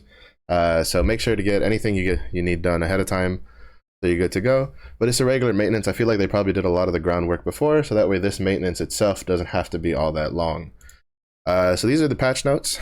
We're gonna see what it is. We're kind of gonna skip over the stuff we already know about. So we already know that Vultan's coming out. Has 2 gates. You need to be 1415 for normal, 1445 for hard, and it's where you can start getting relic armor sets.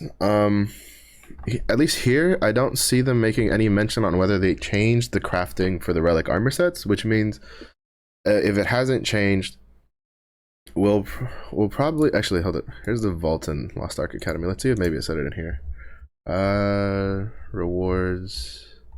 Let's see, with great materials, relic gear, crafting materials, relic accessories, gold honing abilities. Both are similar to Abyssal Dungeons. While some rewards can be found in both normal and hard mode of Vultan, the hard mode of Vultan will grant greater qualities, and you'll also need to be 1445 to craft the relic sets of the gear. The gear transfer will work on relic system, so you won't lose anything while switching over. And then, all right, so they didn't make any mention of changing like how they crafted, which means for Lost Ark, you'll have to be 1445 anyway before you can even start crafting relic gear. So if you're not 1445, like honestly, just chillax, because it'll still take you a while. But like you're not missing out. Like you can build up a stockpile now from normal because you'll get a limited amount from normal for crafting the relic gear. So you're not really like going like, oh shit, I'm 1415. It's gonna take me forever to get 1445. I'm gonna miss out on so much. Yeah, you'll kind of miss out because you get more relic crafting material from 1445, the hard mode gate, than you do from the normal gate.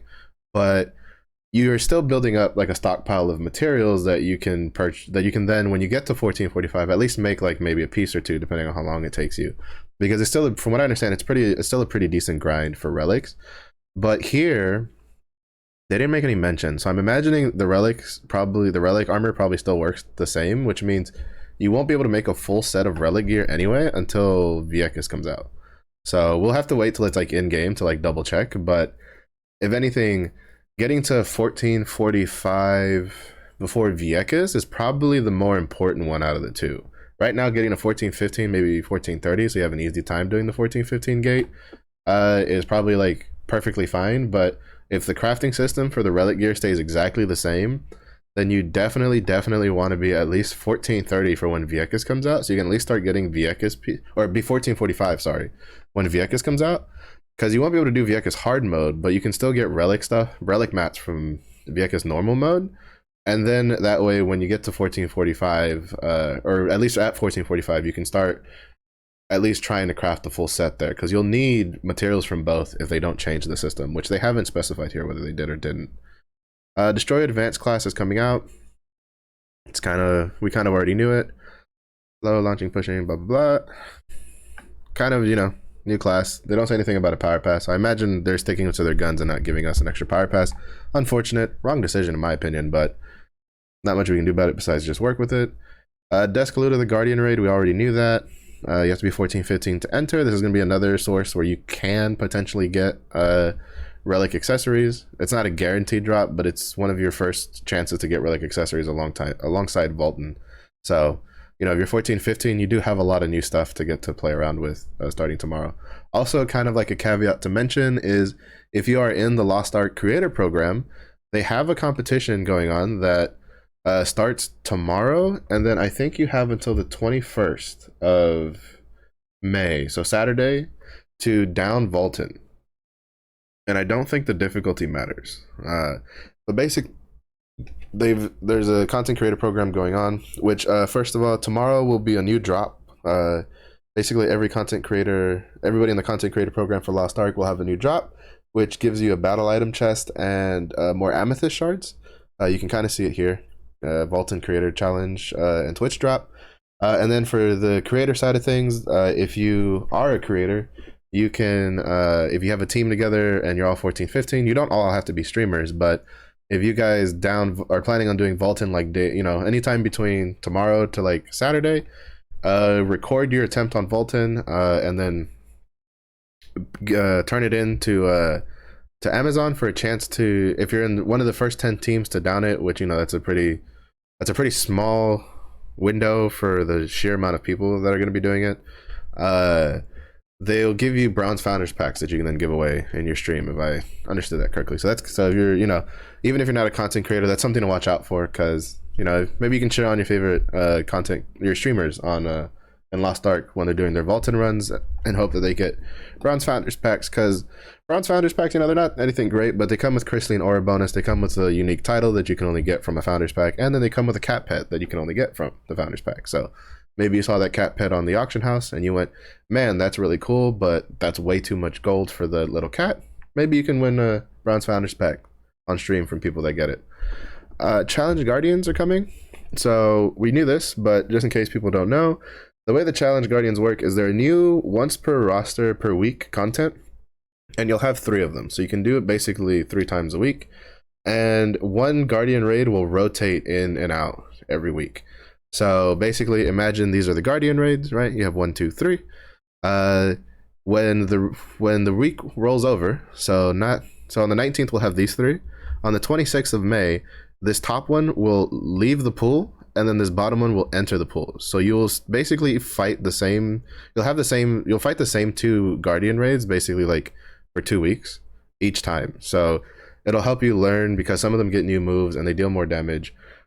Just remember that it will have the equalized item level attached. So really the only thing that will give you more damage is engravings.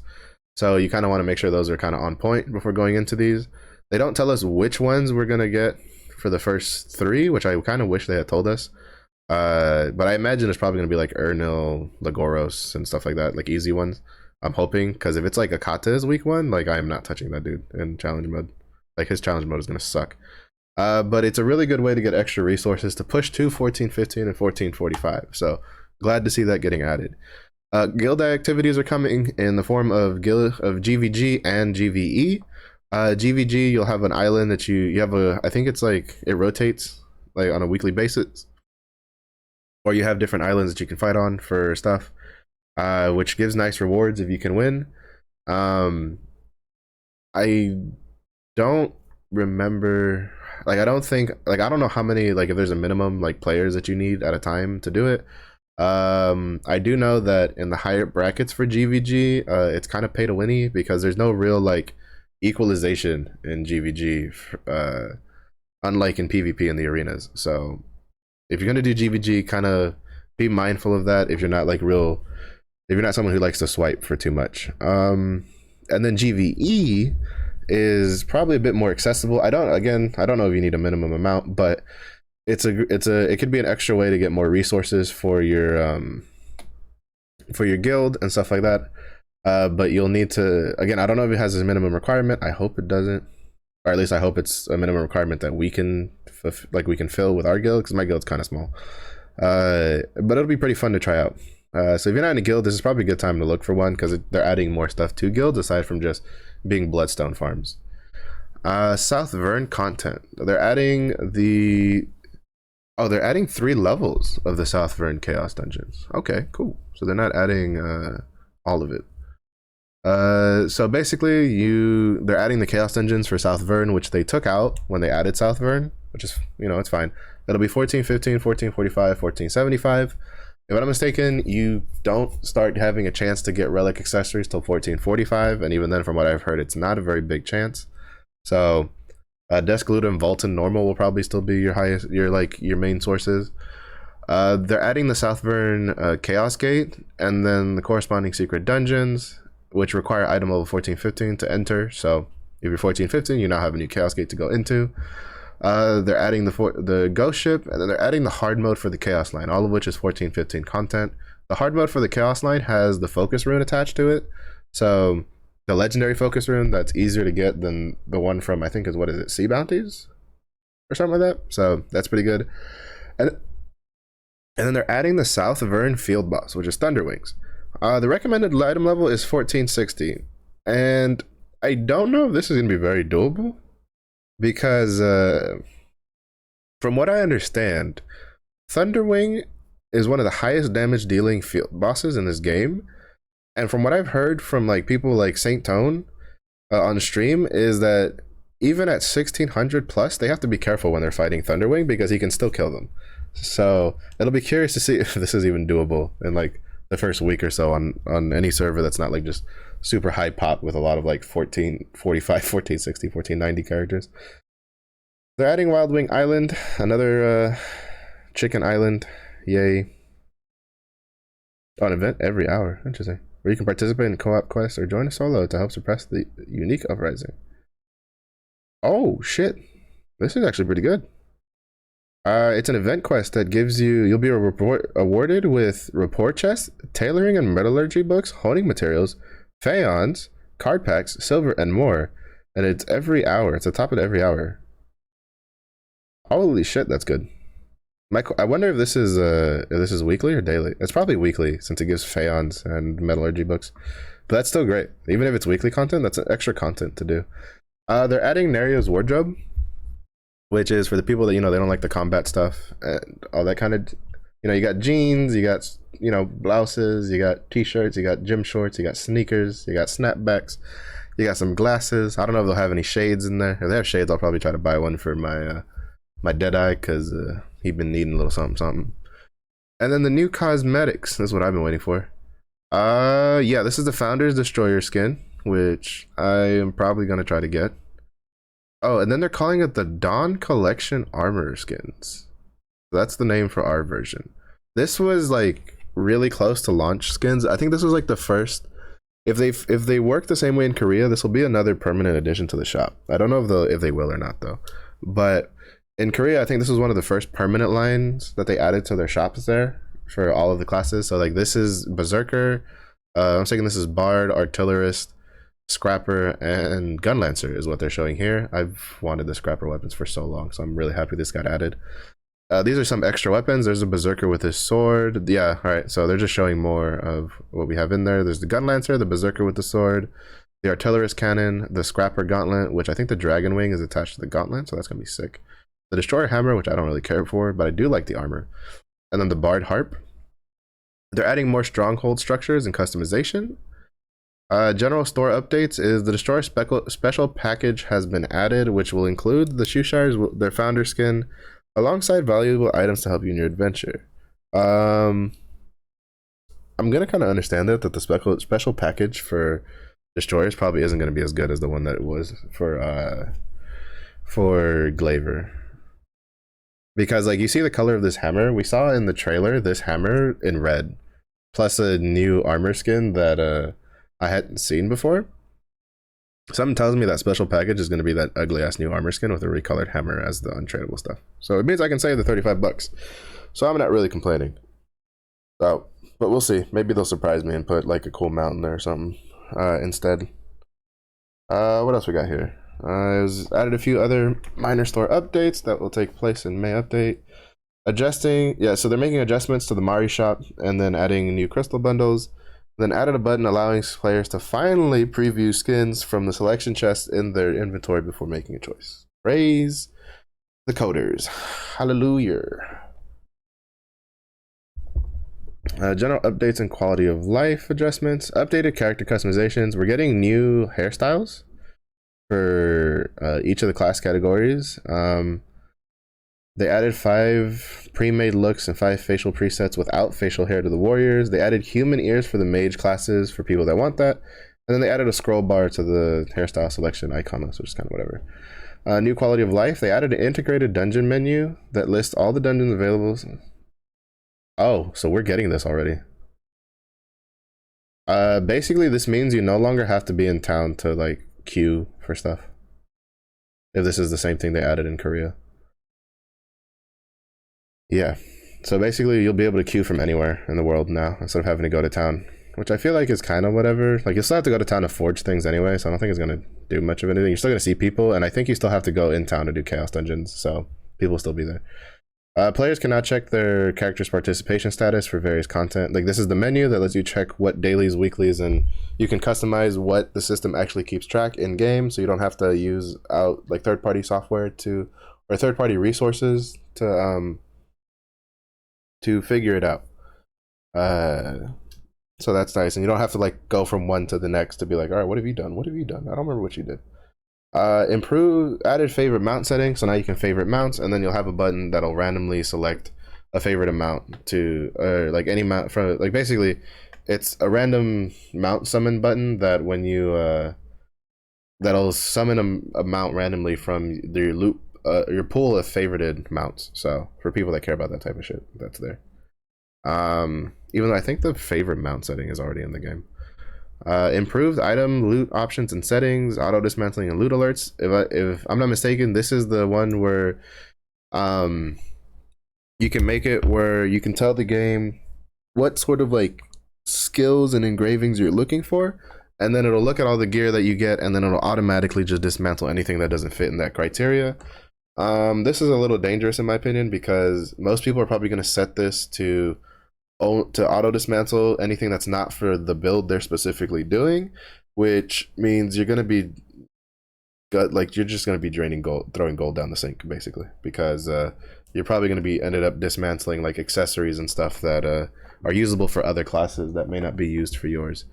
But the loot alerts and then the item, I think this is the one where you'll finally be able to like minimize, like shorten the name and then like move the pickup feature from being in the middle of your screen to the side of your screen. So that'll be nice for Chaos Dungeons.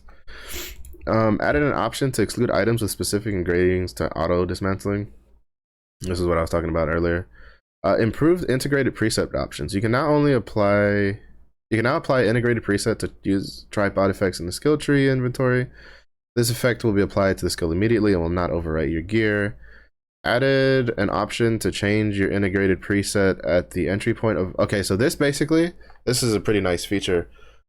This finally gives the integrated preset like an actual usable reason for actual in-game application.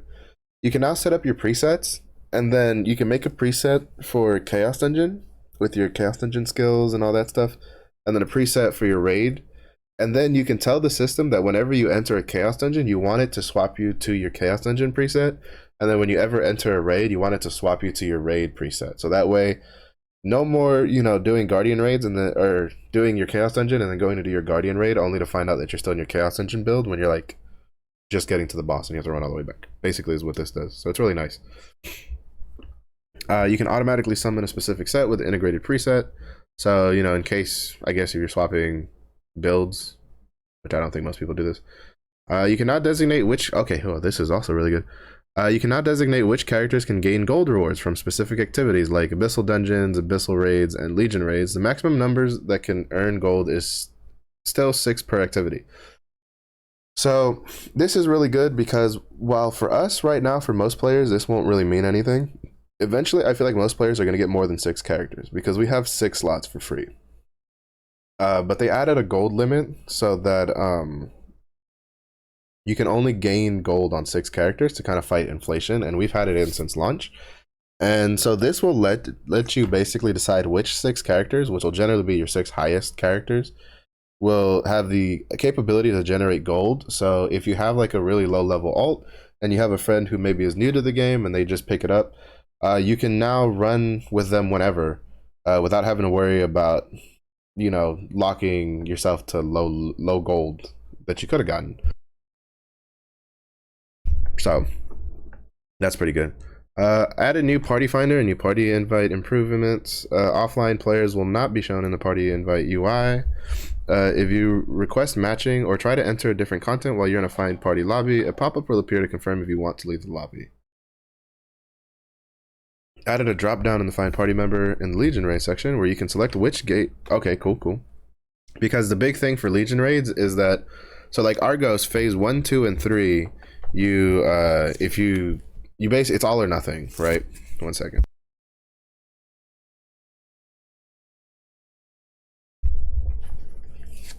Argos is basically all or nothing. You either do phase 1 through 3 to get loot from phase 1 through 3, or you only do phase 1 and 2. Like basically, you can't do phase 1, get loot, and then come back later to do phase 2, get loot, and then so on and so forth. In Legion raids, they changed that. So with Vaulton, say you only have enough time to do gate 1 on Thursday, and then you don't have time until Friday. You can do gate 1 on Thursday, and then on Friday you can go look for a party that is a gate 2 party, or set up your own party for gate 2. And then do that on Friday or Saturday, because each gate has its own individual loot table and has its own individual lockout. So this is just making it so that when you're looking for pugs later, you can you'll be able to search by what gate they're doing it from. So you already completed gate 1. Say you joined a party, and you guys complete gate 1, and then you wipe to a lot on gate 2, and then you guys end up quitting or disbanding. Well, then you just need to turn around and look for a gate 2 party and try again. So all that kind of stuff. Let's see. Added a new toy tab that allows players to store their transformation and equipable toys. Awesome. That's great, because I was tired of my panda costume taking up space. Market and auction house improvements. You can now search more specifically with the advanced options. That'll be nice. If an item listed in the market auction house has less than 3 hours or more than 5 minutes left before it expires, you can relist the item. Interesting. You'll pay the deposit again, and your old deposit will be returned to you by mail. If you instead choose to cancel the listing within that time frame, your deposit will be returned by mail along with your item. If an item is sold while attempting to relist or cancel the listing, the deposit you paid will be refunded immediately. If the listed product has less than 5 minutes before it expires, You will not be able to relist or basically they're giving you a window of time where you can either just automatically relist it or just take it down early if you know nobody's going to buy it, and then still get your deposit back. So that's a nice feature. You can now check how many fans you have directly from the auction house UI. That'll be nice. Farm improvements and updates from the new farm menu. You can, oh my god, this is amazing. So much shit in the quality of life stuff. Basically this lets us choose what gatherables we want to grow in our farm, and so that way you're no longer just randomly getting, like, you know, you'll say you're trying to get wood and there's like a shit ton of mushrooms and you're like, bro, I just want some wood right now or something like that. So this will be nice. It'll be ready to harvest every morning. You can check the notifications or go to the management nodes to see the gatherables that are ready to be harvested. Depending on your research level, you can now harvest splendid gatherables, which will give you more rewards.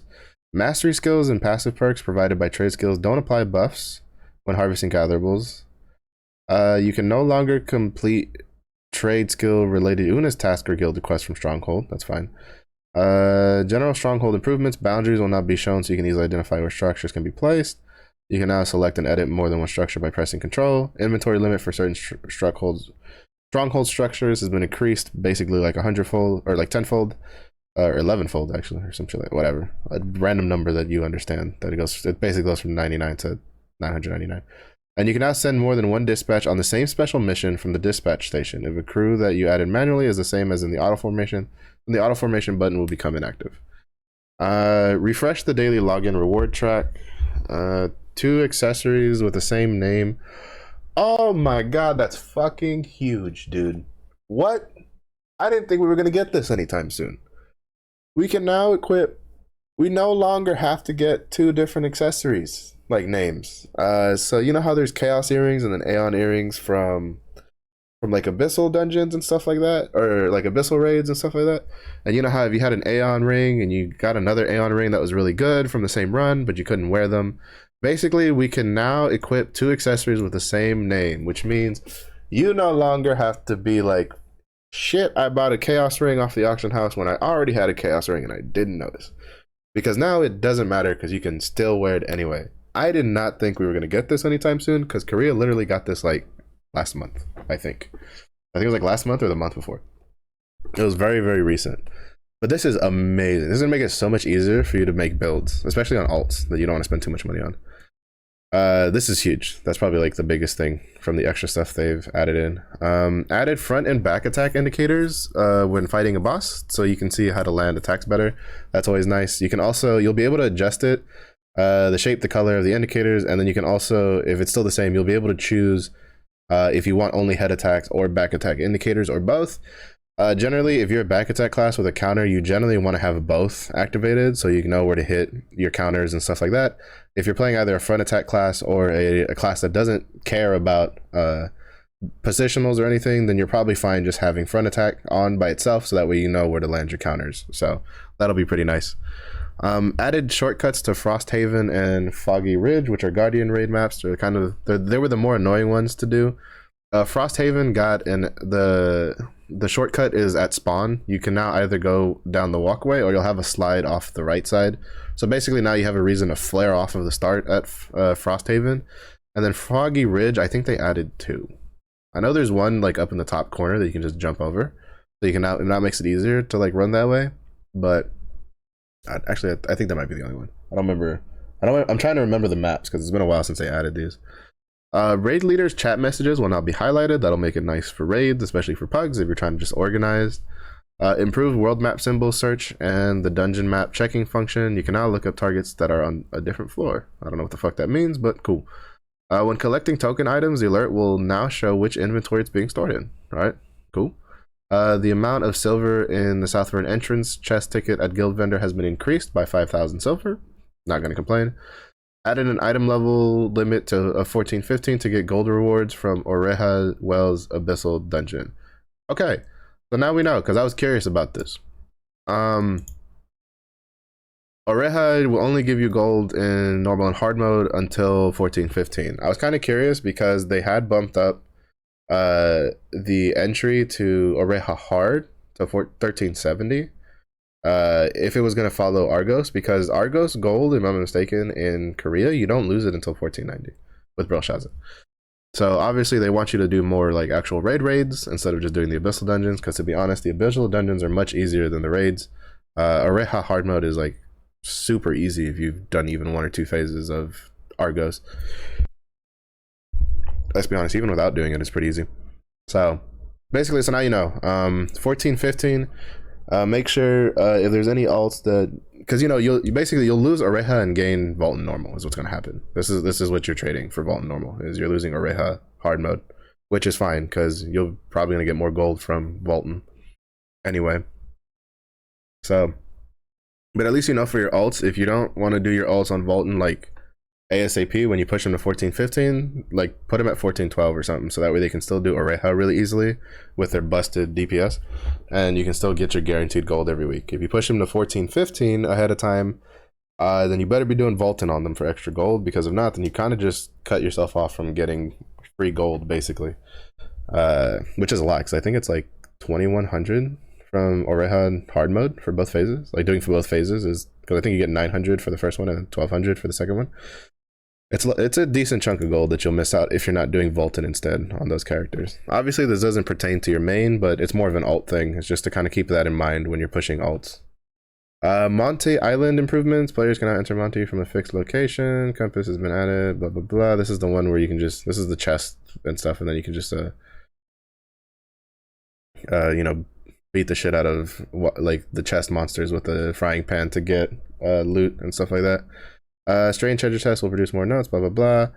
You will no longer lose an alcohol buff if you move to a different. I really don't think that matters. You can now refill sweet mojito and punica gin by taking to the new village, whatever. A quality upgrade NPC has been added to all major cities, allowing players a chance to upgrade the quality of relic gear obtained from Legion raids for gold. This shit's a hell of a trap, and it's gonna be a hell of a drug. Cooldown time for Sniffer has been decreased. Expanded, the minimap will now automatically close during trade skill minigames. Added the ability for players to autopath to a specific location by using Control Alt left click. Oh shit, that's nice. I no longer have to open map for that. That's cool. Players can now use their mouse to add or remove sheet music, mounts, and pets in the hotbar skills while holding an item that they have picked up. Don't know what that means. Okay, moving on. A button has been added allowing players to preview skins from selection chests within. All right, yeah, we saw this earlier. Should have been in from launch, but I'll take it. Vendor items with purchase limits will now be moved to the bottom of the store UI if the available quantity has been exhausted. All right. And then improved controller support. Players can now use their controllers to use smart pings to share their location with party members. That's nice. And you can now use right trigger, right button B on your controller to start and end deal meter in the training grounds? Oh, I think that's damage meter. I think that's a mistranslation. General balance. Class balances. I still think this should have come out earlier, but fuck it. We have it now. And, you know, we already knew it was coming. Skills that reduce damage for the player or the group were too efficient in PvP, resulting in potentially boring combat due to oversimplification of skill usage and strategy. To address this, we put a limit on the party damage reduction buff during PvP. All damage reduction skill effects received by party members in PvPs have been changed to only apply 65% damage reduction. The following skills have changed to reflect this: Holy Grace, God's Decree with the Grace tripods, and then Heavenly's Blessings for Paladins, Nalagia's Energy and Guardian's Protection for Gunlancer, Sound Wave with the Endurance Wave tripod and Note Bundle with a Strong Note tripod, Guardian Tone, and Rhapsody of Light with Light Protection tripod on Bard. This is honestly ridiculous how much damage reduction they have. War Dancers, Winds, Whispers, Warrior's Courage tripod is affected by this, and then Soulfist Energy release skill in general has been affected by this. They changed the cooldown reduction of Judgment and Conviction was calculated, and so basically it'll give you a little less cooldown reduction than it did before, but the mana regen is the same. So for supports, they don't really care, because I think for the most part they were just using it for the mana regen. And I think for the most part, most builds that were using Judgment Conviction are probably still using Judgment Conviction, because some cooldown reduction is better than no cooldown reduction. And then class balances. I'm not going to go over this, because I already went over this before. If you're watching this on YouTube, or even on Twitch for the VOD, if you're on Twitch for the VOD, you can just go to my YouTube channel. There should be a link on my Twitch for it. If you're watching this on YouTube, I'll have a link in the description for the class. Like, I went over this already. I have a class balance VOD that you can go and look. If you're watching this on YouTube, it'll be in the description. I'll have it in there. So, but there's a lot of stuff in here. This is also what I was saying earlier.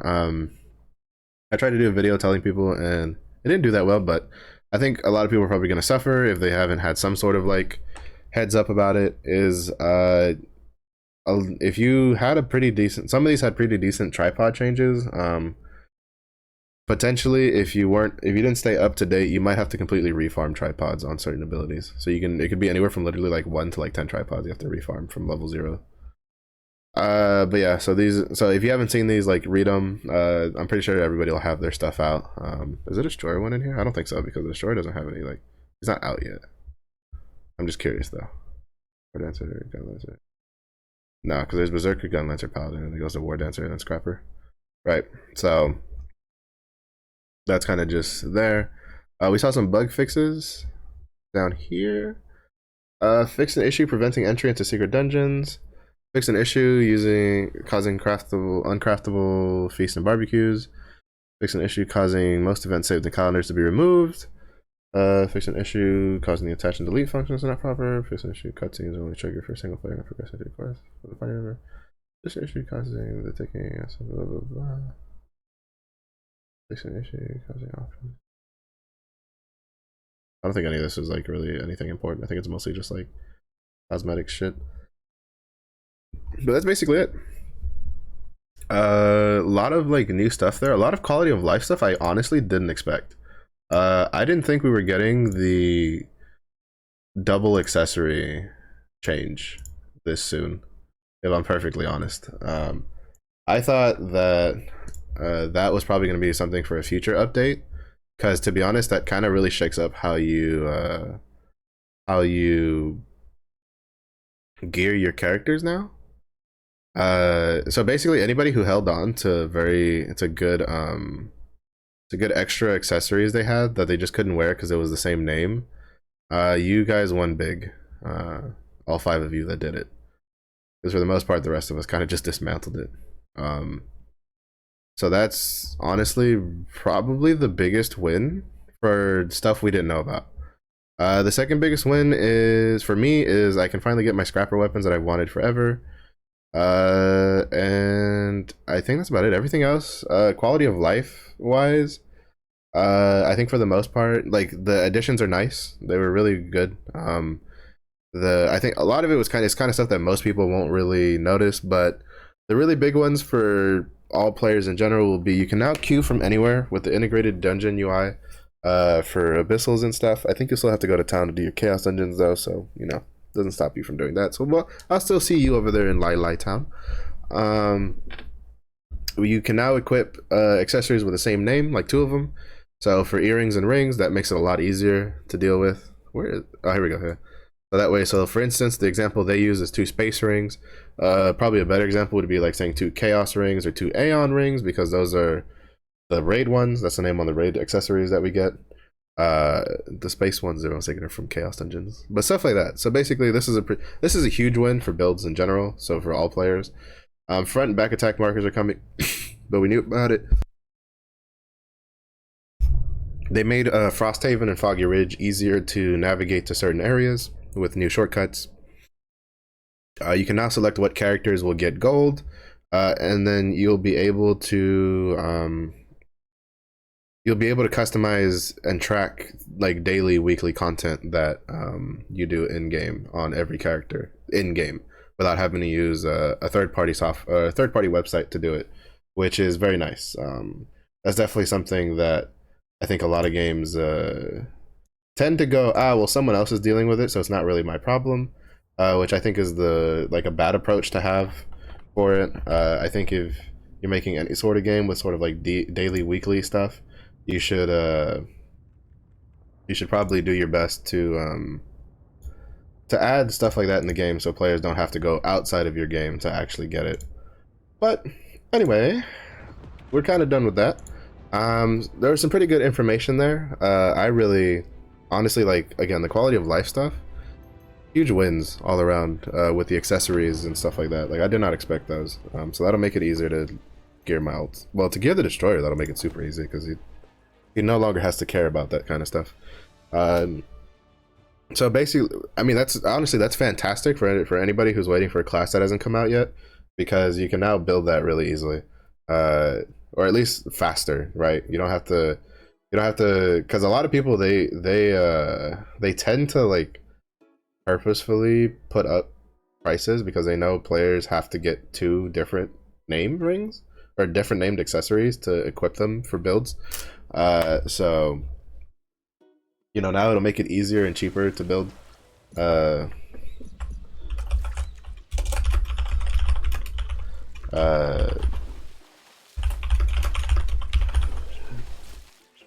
so basically, if you've been waiting for a new class to come out, you now have basically you're gonna have an easier time gearing them than you did before.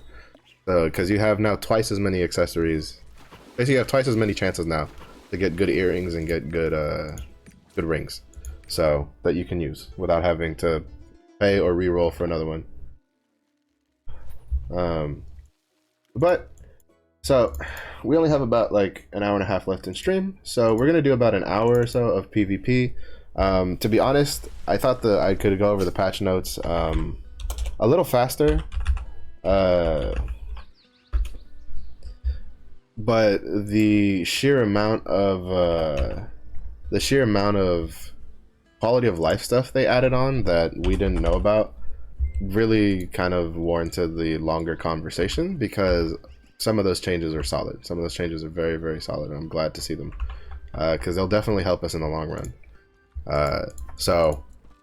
But it's a W, people. It's a W all around. This patch tomorrow, like even if you're not 14-15, it's gonna cause some pretty decent changes for players, I feel. So anyway, I need to force 21 by 9 because PvP is probably the only true. That's probably the only true pay to win part of PvP is if you have a like widescreen monitor, you're winning because you can see farther. But luckily for us non-widescreen having plebs, we can we can just force it and have to like use magnifying jeweler glasses to see what we're doing. But anyway, we're in our lucky spot. We have no real warm-up because I don't feel like wasting time running chaos dungeons. I'm just gonna double check. Alright, so we held our rank at 99 because I don't think a lot of people are PvPing right now. We're in the top 6.08%. Probably won't be getting into the next bracket, which to me doesn't really matter. So because I can't get to Supreme 4 anyway, so which would be because I'm getting to Supreme 3. So let's chit-chat and more PvPing, and not being able to at least warm up by doing some chaos dungeons to remember what buttons I'm pushing is gonna suck. But you know what? That's what we do with Variety Day, baby.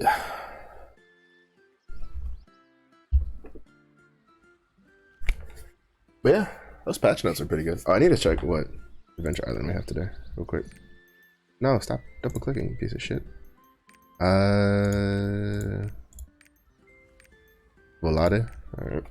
Volade it is. Shooting crocodiles with cannons.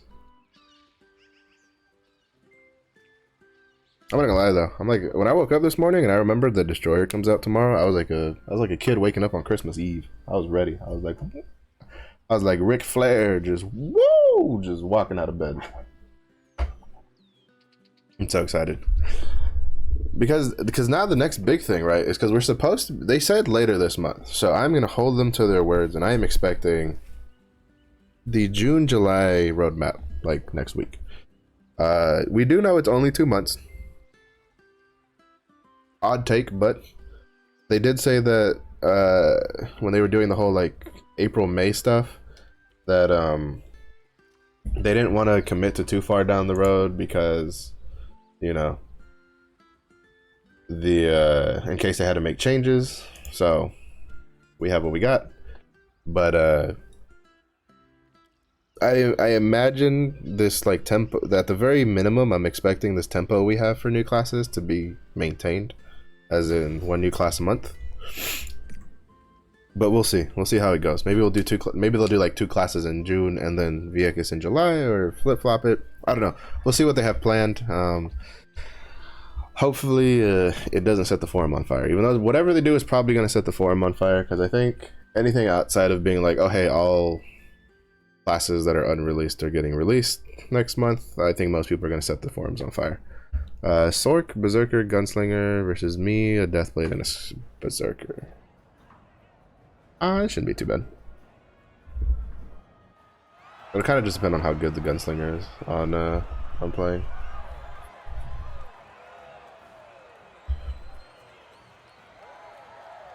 But first match of the day, I don't expect myself to be very top form for this, and this is a kind of rough comp for me to run into, but you know what? Who asked me to play a harder class than PvP? Don't worry, it'll change tomorrow. Tomorrow I'll be in here with a big ass hammer beating people. Well, actually, I'll be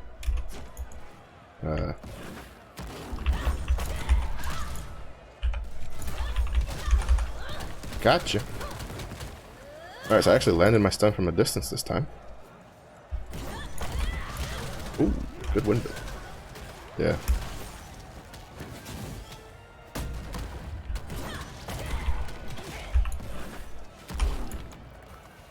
I got slowed. I don't know from what though. Stun from, I'm assuming the Deathblade?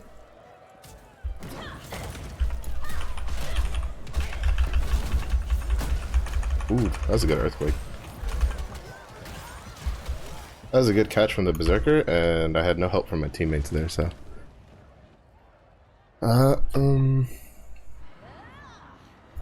Yeah, no, that Berserker on their side is just good. He had the awareness to like try to see where everybody was at and see like what help he could do.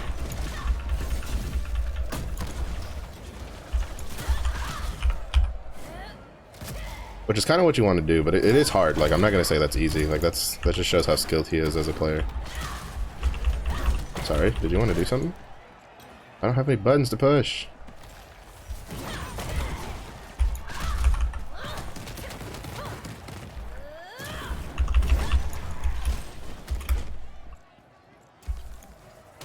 Oh, yo, all right. I'm gonna call BS on that.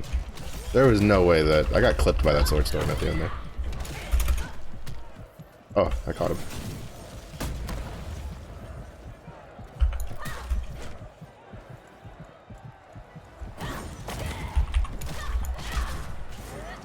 Bye.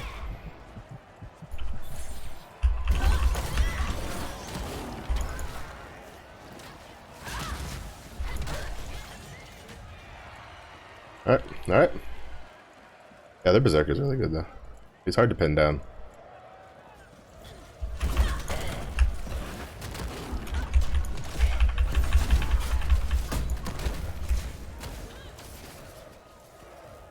Actually, like, in general, all of their... I'd say their players are really good.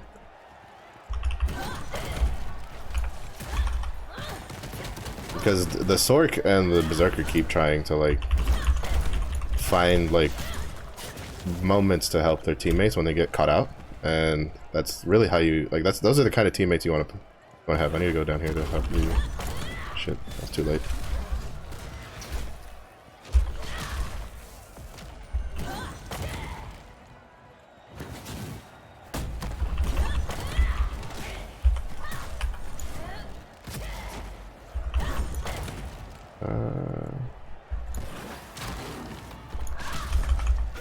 Oh.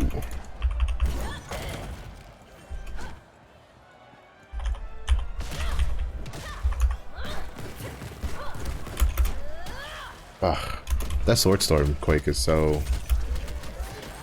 Yeah, you see, like, I think, like, my Berserker and their Berserker shows you, like, how you really want to play Berserker. Because... Yeah, he's really good.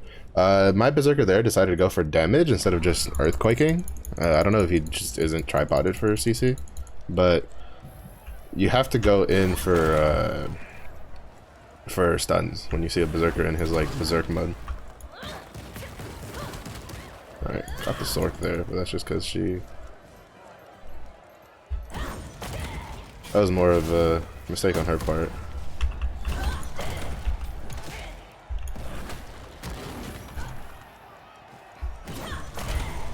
Oh, that's a good Rain of Death.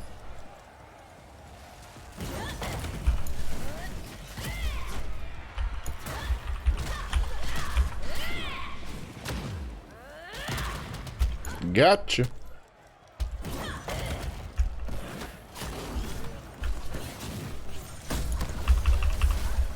Oh, what did I get caught with? I'm so dead here, though. Oh, I got caught at the end, out of the dodge. Oh, but it's...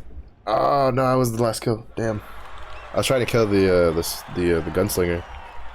That was close. That was a close game. Yeah, the Berserker was really good. Look at that, 731,000 damage. Like, he kind of played the way you want to play as a Berserker, which makes me think he's probably... I'd assume he's probably someone who's probably mains on a different server. Because he had a tier 2 sword on. Or he's just, that's just the way he likes to PvP. Is that... He was really good with all of his CCs. Their team in general, like, really played well together. They definitely had better on-the-spot teamwork than our team. And I was guilty of that too, right? Like, I left the Deathblade alone to fight a Gunslinger and a Berserker, like, twice. Deathblades are strong, but against a Berserker who has super armor earthquakes and then a Gunslinger who has a lot of hit stun, you'd have to be a really damn good Deathblade to fight that. But anyway, it was a good match. That was a good match. I mean, I could have done better, but I definitely felt like I did the best that I could do. I need to stop doing that in front of the mic. I landed some pretty good stuns there, I feel, personally. Like, I think that's the best I've ever landed stuns. I think there was twice in there I caught 2 people with it. I honestly think that Scrapper has probably the hardest stun in the game to land. And it can get pretty frustrating. It's to the point where I kind of tend to just ignore that button exists unless I'm like, are they not looking at me? Okay. You kind of have to use the stun for Scrapper like a backstab almost kind of deal. You're kind of trying to stab, like, you know, pop someone in the back of the head with it so that way they don't like hit stun you. So because there's no paralysis immunity on the stun for Scrapper.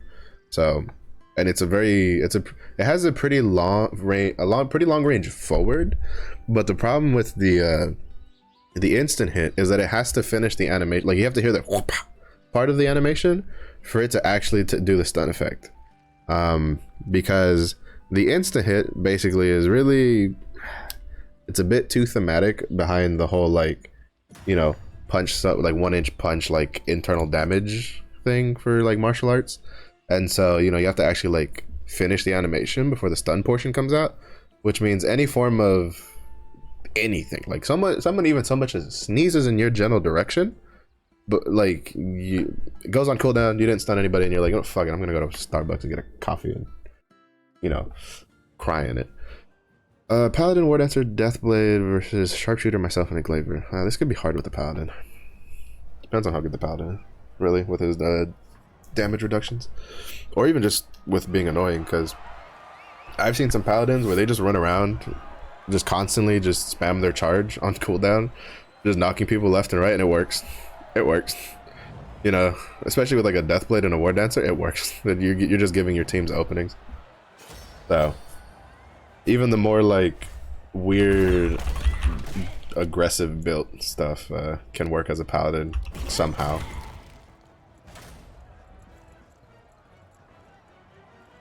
Let's see, there's a War Dancer.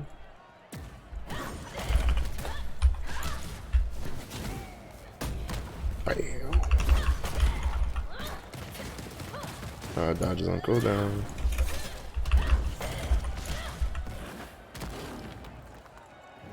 Oh, I thought he would have his flip.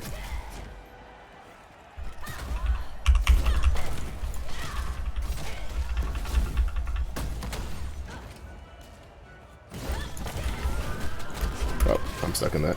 Yeah.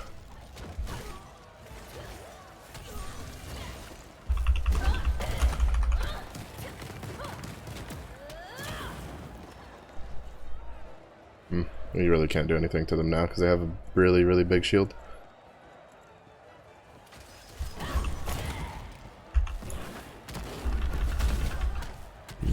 Pick up. Aha. Damn, that probably would have killed that War Dancer if he didn't have that shield still.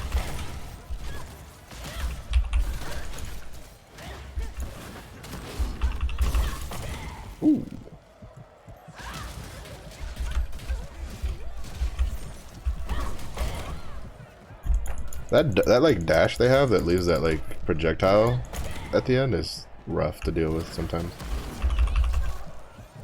Like Deathblade just has a lot of answers for stuff. It's why like bad Deathblades can do very good, and then good Deathblades are just like a fucking nightmare. Because bad Deathblades, you know, the class itself has enough like shenanigans in it to carry bad players. I fucked up there.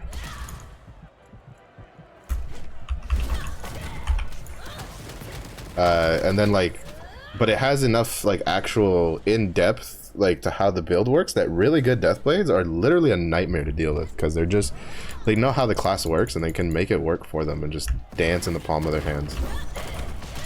I missed everything on that paladin. And it's like, that last one wasn't he was a good juker, it was just I just sucked at aiming there.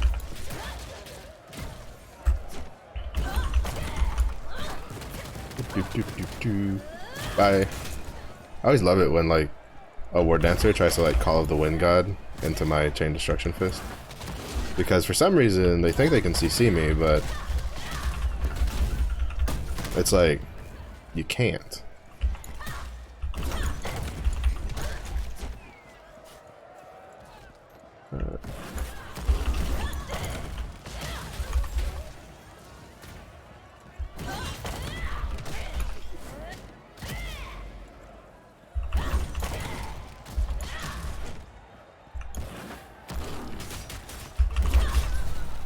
Oh, nice snipe. That was a good snipe. That was a good snipe.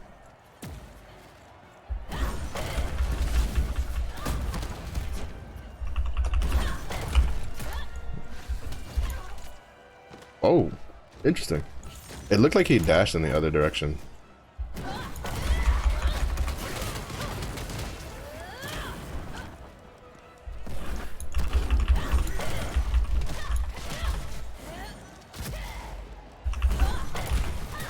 Oh, yeah, got like that God's Law.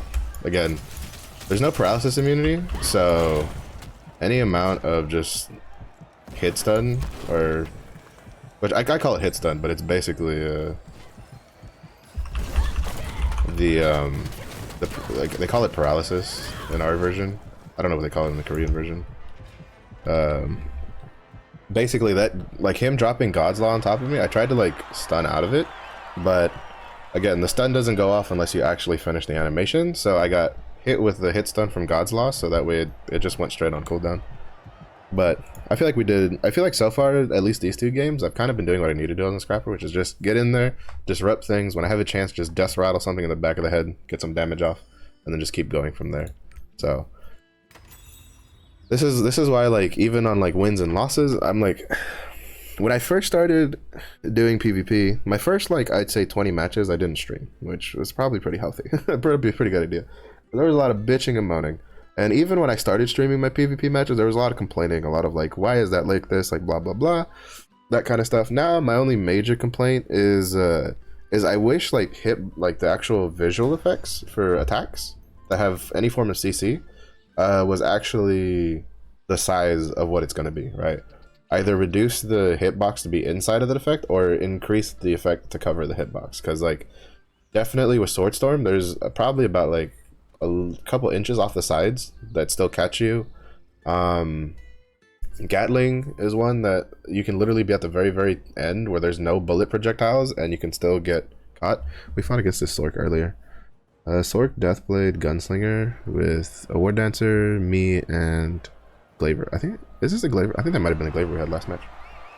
But, you know, my only real complaint is I wish they would tighten up system stuff. Like, no. The more I, like, you know, actually figure out how to PvP in this game and stuff like that, I enjoy it more and more, and I keep wanting to get better and better. And then with Destroyer coming out tomorrow, I'm probably going to spend a week PvPing on him after getting him all set up with, like, honing and stuff. And then spend, like, a week PvPing on him before going into ranked. Because I'd like to climb ranked. And dig myself out of the bronze pit hole that I put myself in.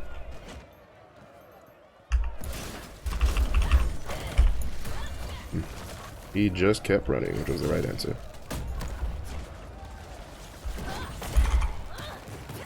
What? I think he might have just automatically flipped out of that.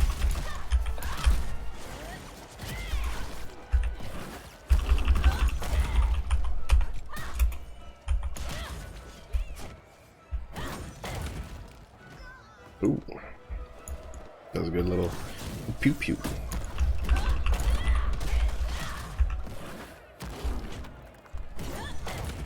Why are you running? Why are you running?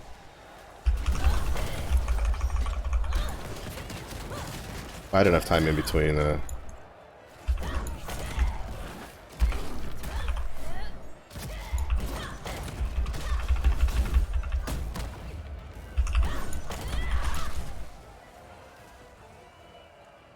Ooh, baby. That combo, though. That combo was dirty in the end over there.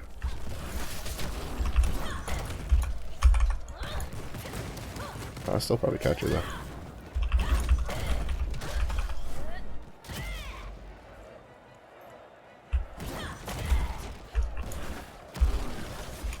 Oh, she just barely interrupted my stun. I was gonna go for the... Oh, that's a huge range.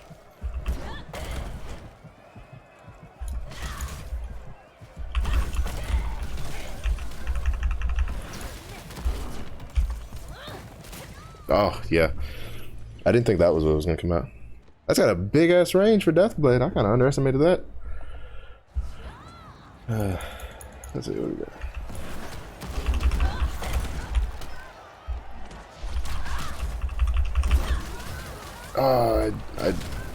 I definitely feel like that should have caught her. Yeah.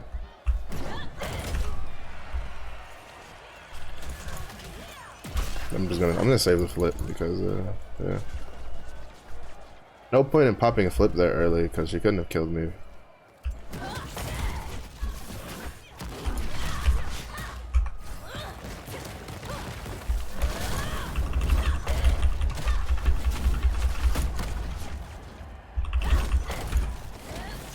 Oh, that was a good grenade.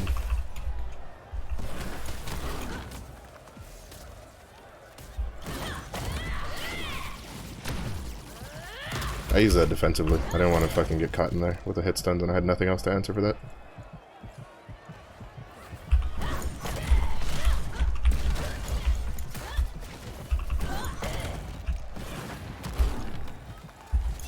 Ooh. I always underestimate how much range Deathblades have on stuff.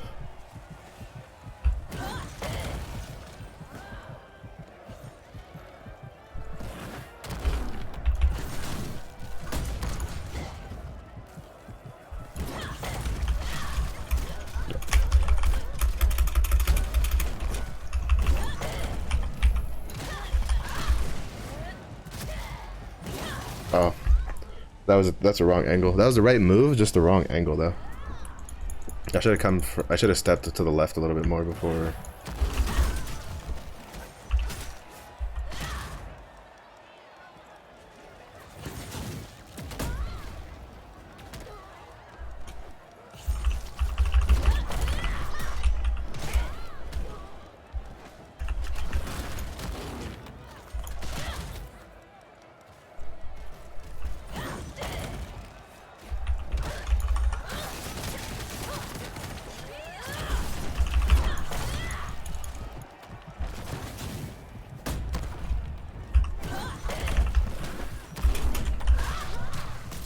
Bruh, I'm telling you, that stupid, like, whirlwind shit they drop behind them is so annoying.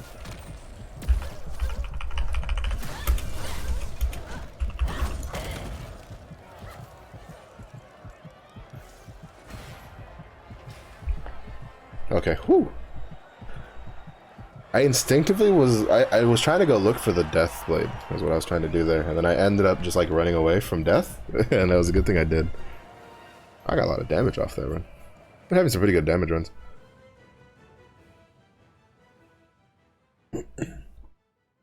So, can't really complain. You know, it's been pretty good. Slowly turning into more of like a PvPer though. I love PvP. This game, the more I PvP, the more I fall in love with it. It's so good. It's super duper frustrating when you first pick it up. Like I give you that. It's so frustrating when you first get into PvP in this game because you just don't know like you just don't know, right? Like you don't understand how things work. You don't go like why is that move doing this? Why is that move doing that? Why am I getting knocked up? Why can't I knock them up? Like it's such a frustrating hurdle to get over at the beginning.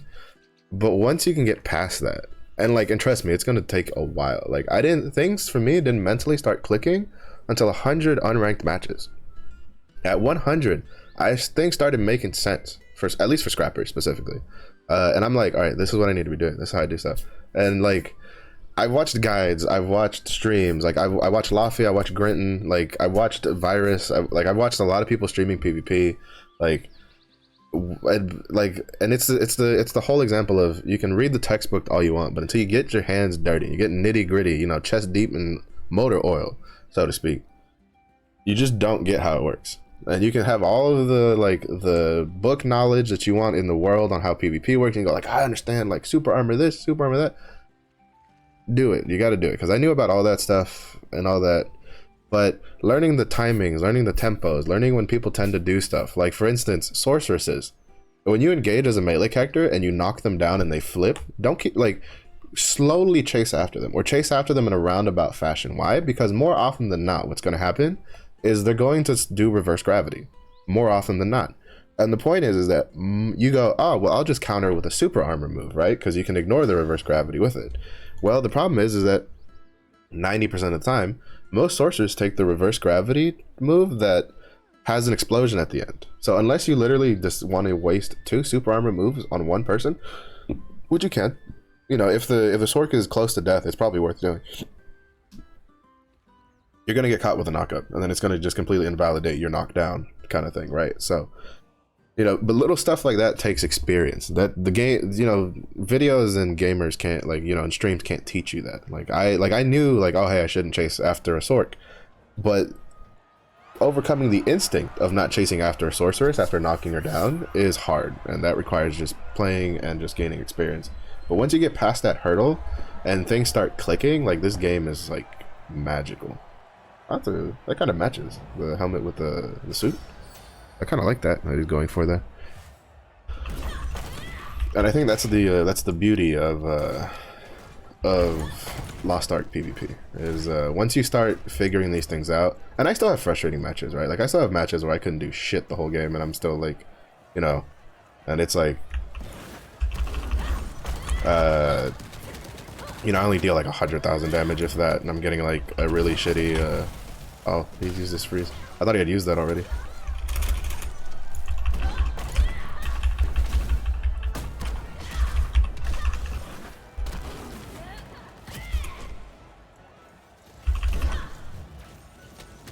Yeah, he knows I used everything there just for damage.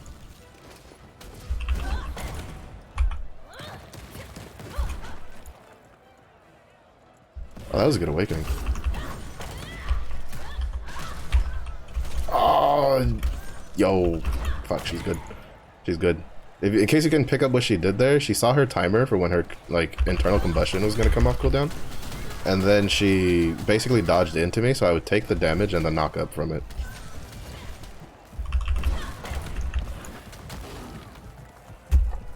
So that was dirty. That was dirty. That's all I gotta say to that. That was some dirty stuff right there she pulled.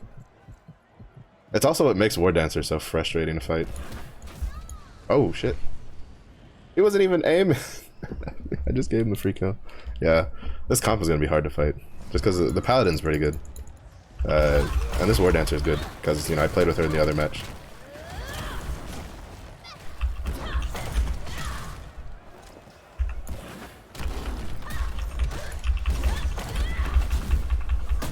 Damn, I missed the carry. I was trying to carry him into the fire. It's something I've picked up recently, is trying to carry people into the fire, even if you're like at their spawn.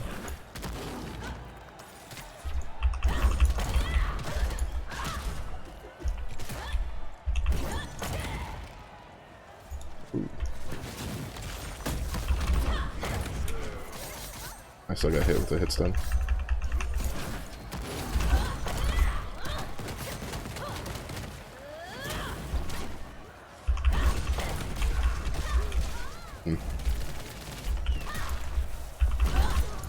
What?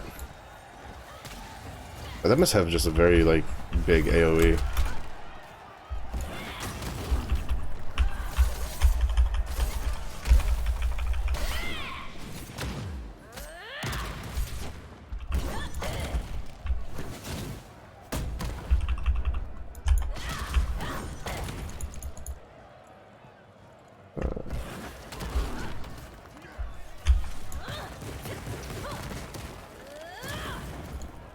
Let's see.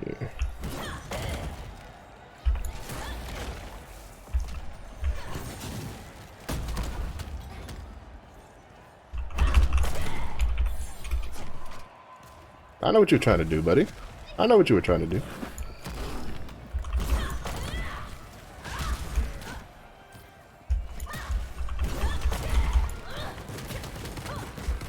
Oh. I thought you would get hit with a hit stun on that. Ooh, good call with one gun.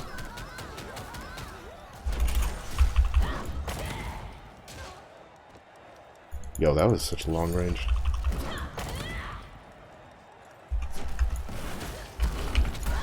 Fuck, dude. It's so like it's the one thing I think that's the biggest thing I don't like about the scrapper kit is that like your stun is so bad to use in like an emergency situation. It's like you're not gonna get it off. Like when you're in the mix, right? You kind of have to use it as like an ambush thing, like that.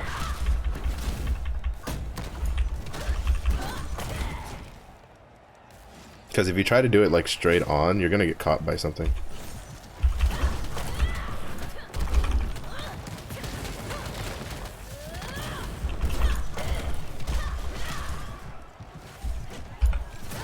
Ooh.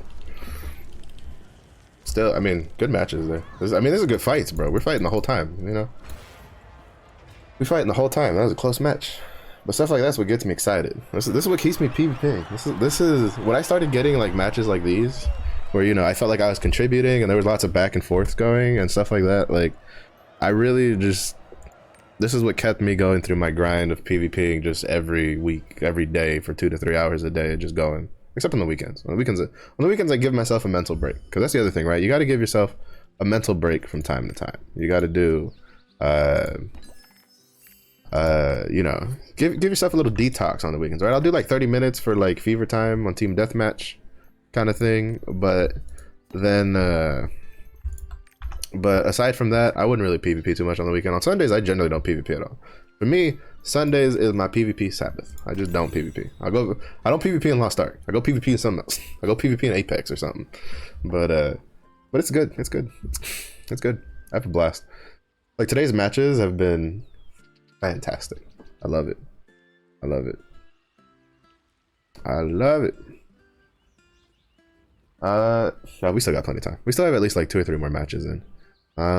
I'd still like to get some dailies done, so I'll probably do another 2 or 3 matches, and then after that we'll just chillax and just take it easy and just be cool for while we wait for the adventure island, and we kind of just assess how we did in this like little stint of PvP, kind of like go back over the patch note stuff that we saw, because content wise is pretty much the same, but quality of life wise there was a lot of stuff they snuck in there that was really good. That was really good to have. A lot of stuff I didn't expect personally, from the farm readjustments and all that kind of stuff. It's really good quality of life stuff that's really going to help players get up and running.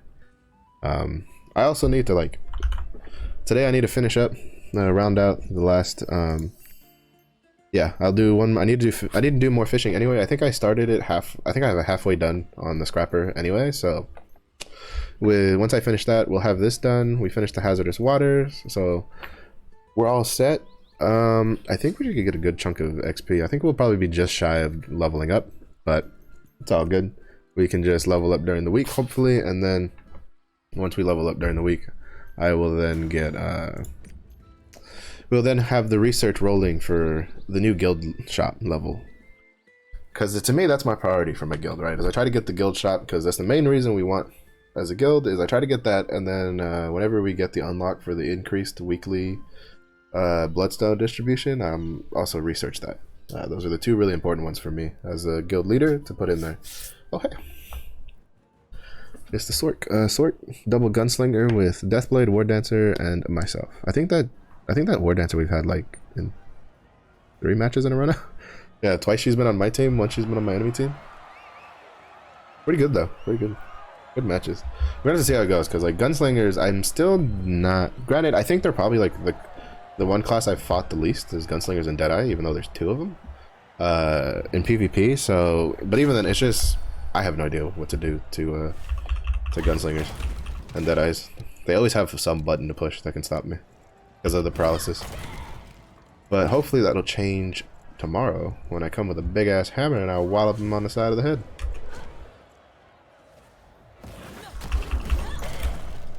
Oh, that's the gunslinger that I've already faced before. That gunslinger's fucking good.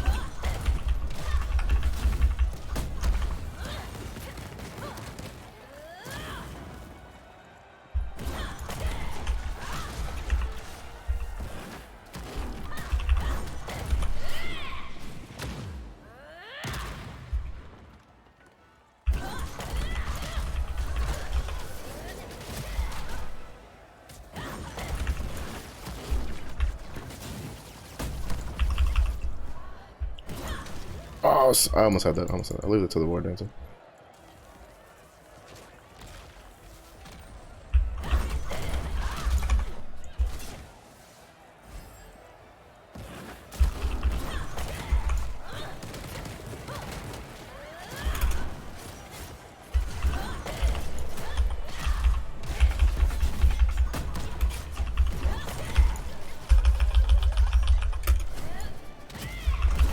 See, that was an example of where you could use Death Rattle defensively if you have it tripoded for tenacity. I need to get out of this.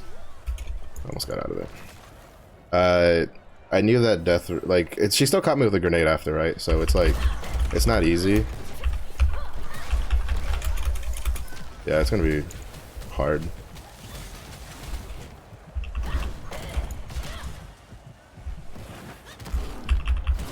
Oh, you.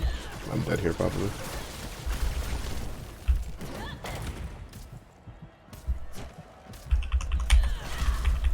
Ah, super armor, or at least paralysis immunity. I should have used the stun there. I shot on it. Yeah, I had it off cooldown. I should have stunned. I probably could have at least done some damage before dying.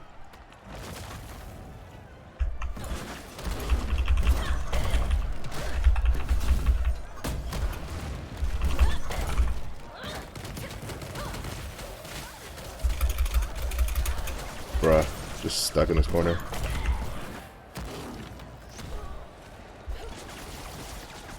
Everywhere I look, there's just one hit stun after another. Or one, like, just anything with paralysis is coming out.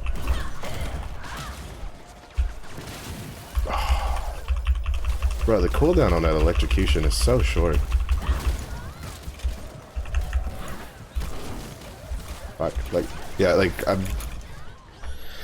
that's kind of where, generally, when you're PvPing, especially if you're solo queuing, if you're 2v1ing in any situation, you might want to go check on your third person, because he's probably getting 2v1'd in a corner and getting just fucking rolled. Because if one of them had just shown up to help, I would have not gotten killed in that situation. Because there was just too much paralysis coming out between a gunslinger and a Sork. Yeah, good luck. Good luck.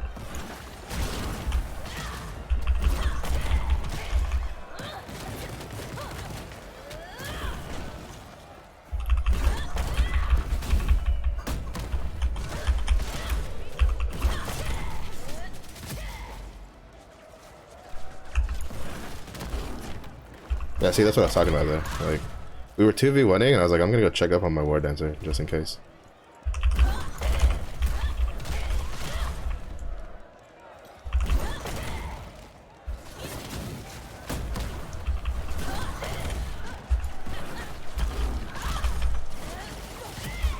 Oh, I got caught. I didn't get enough step back. But yeah, but I feel like that was a pretty good example there. Like, he got caught in those shotguns, and since I was like, you know what, I'm just gonna go check on him, I was able to get him out of those shotguns. He probably would have still survived, but, you know, stopping damage is stopping damage. And especially if you're 2v1ing and handedly beating him and you've got off like half of your abilities, like it doesn't really hurt to go to be like, where's my other friend at? You know? Just things to keep in mind. Like sometimes, you know, that's also not always the right thing to do. You know, if you're in a situation where you really need this last kill, it's, you know, and maybe it's like you have like a gun lancer or a paladin or something particularly tanky, gun lancers, paladins, destroyers when those come out, or something that's good at running away like shadow hunters, like basically any assassin class and that kind of stuff. You're probably pretty safe and just assuming they're fine. But if you have something like an artillerist, a sharpshooter, any martial artist, even like soul fist, especially a bard, like, or a sork, if you don't know where your teammate is and you're like 2v1ing in an area, you might want to, like, if you feel that your other teammate can at least deal more damage, if not secure the kill, just leave. Just go and try to check up on them and make sure that they're not just getting 2v1 in a corner themselves. Because if you're just constantly trading kills, then it's, you know, 2v1ing just kind of, you're not doing much of anything. But if you can take a kill and then save your teammate and at least delay them dying, like, that's really helpful. Glaver, Berserker, Sork with a Striker, Sork, and me. So at least that's one of the things I kind of try to remember myself, right? Because it's hard to pull yourself away from, you know, I get it, trust me. When you're beating up someone in a corner, even if it's 2v1, you know, it's like WWE's like SummerSlam over here. You know, two guys kicking the dude in the corner of the ring. Like, it's hard to stop yourself because you're just like, this is fun, man. Whooping that ass. But sometimes that'll help you win games. And in rank, that's probably a better thing to do than just, you know, staying in that corner, just beating up that guy. Striker?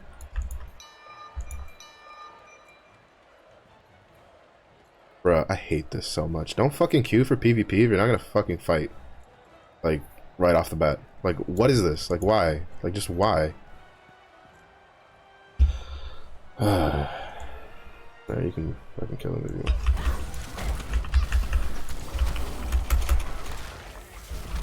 Like, this match is basically a moot point right now because, like, our striker decides to just AFK right off the bat. Like, I understand, maybe emergencies came up or anything, but there's then, like, Alt F4, do something. Don't just fucking queue up, load in, and then just do whatever, because it's like, I don't even, like, I don't feel like playing this. Like, I'm not gonna fucking play this. Like, we can't beat 3 members. Like, it's just like, it's literally impossible unless we all of a sudden, like, happen to just out damage them a whole lot the whole time, right? Oh, y'all in my element now. Okay, I'm sorry. The fact that Mountain Crash can earthquake you out of jumping in the air is kind of BS. It's kind of BS, and you can't convince me otherwise. I'm just gonna go fight you. Just get practice. But that annoys that like, and I hate that when it happens to me, and I hate it when it happens to like other people, right? Like, do not fucking queue for PvP if you think there's any sort of situation where you might not be able to like play. Like, just don't, because you're ruining people's experiences. Because it's a 3v3 fucking game. Like, and the point is there's no real way to like report him, right? Because that's, I mean, I think he gets like tracked because he's gonna have 0 whatever. 0 battlefield score stuff, but still, it's like, it's annoying. Like, it annoys the shit out of me. Also, if you think that you can just AFK in PvP and get like credit, you can't. You have, there's a minimum like participation required. Oh, is he here? Finally, bruh. I was like, I saw a second like health bar, and I saw that.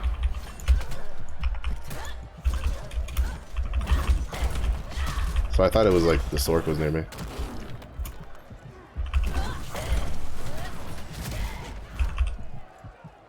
Alright.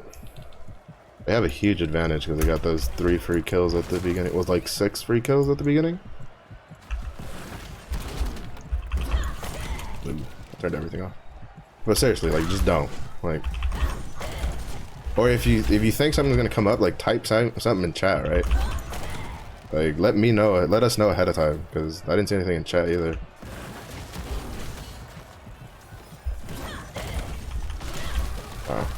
I always forget how close Magma Wave starts from a Sork.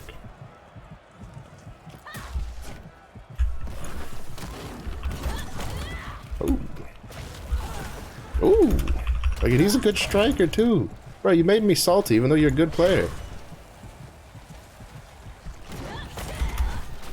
Oh shit, I stepped into that. I'm just saying, like, if I have any, like, if I even hear like a weird noise, I'll like swap characters or something. Like he's a good striker. Like, it's like, you know, I would have been impressed with him, but now he's on my shit list regardless of how good he does, because I'm pissed that he's like we're probably gonna lose because of that. Like, see, if he was here at the beginning of the match, we wouldn't have lost. There's no way that we would have been down like 5 to 6 kills, and then we almost brought it back to 9-7, that we would have lost if he was there, like, at the beginning. Like, there's no way that we would have lost this match if he was here at the start. God, that's annoying. That annoys me. I hate that. And that's not just like in this game. That happens in all games with PvPs. Like, if you're gonna PvP, you directly impact 2 other players in this game. For instance, in this game's ability to play this game. And you need to realize this. And I get it, there's emergencies could happen. The fact that he showed, you know, he came out and he balled out. Something probably popped up. I get it. It happens. But again, you can take a couple seconds, put something in chat real quick, say something, like, then I don't see it here. Because the point is, I've had team members that they just AFK the whole fight. Why? Don't know. They don't disconnect. They don't DC. They don't do anything. They just AFK in the spawn the whole time. It's happened to me. It's happened to teams I fought. Usually when it happens to teams I fight, I generally just go and chill in the middle of the ring. Unless the other team wants to come fight 2v3, I'll fight them. If not, I'll just chill. I definitely don't do what that other team did. It was like, you know, we're just gonna 3-4 kills in the fucking spawn. Sork, Paladin, Berserker with me, Bard, Sork. Alright, this would be doable. This would be doable. I just gotta protect my 2 mages. My 2 squishy mages. But yeah, just FYI, don't. Or if you're going to, if something comes up, again, just say something in the chat. Just say something in the chat. And if you don't, you got it out, you just type it in chat, copy, Control C, Control P, or Control C, so that way, when you spawn in game, you can just Control V, put that thing in there, do something. I don't know. There's things you got choices. You got choices. Just saying. You're gonna make me a salty bitch if you just like AFK out of nowhere. Like so. And that's the Berserker we had last match. That, I'm gonna let them 2v1. I'm gonna wait and see. Like, I'll move when the Berserker moves. Like, I'll attack when the Berserker attacks. There we go. Oh, electrocution. Alright.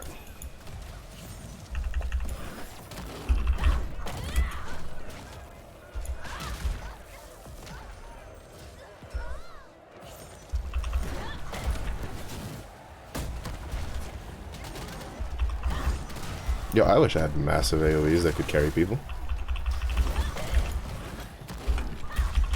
Oh, the flip makes you immune. The BS. Also, I think the Sork and the Paladin are playing together. Potentially.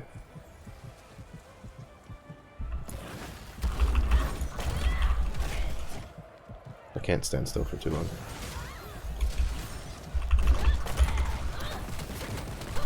Oh my god, this Sork! Please stop! You're being so annoying! Oh, I hate Sorks that are that good. Oh, that Sork is gonna tilt the shit out of me every time I've tried to chain destruction fist. She's fucking hit me with her stupid electrocution shit. Every time.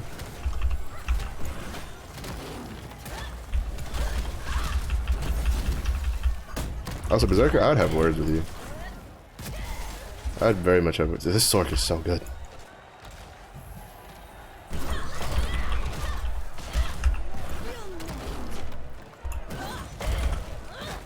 Let me reset that down timer a little bit there. Oh no, maybe it's the Berserker and the Sork, because I think that might have been the Sork we had in the last match.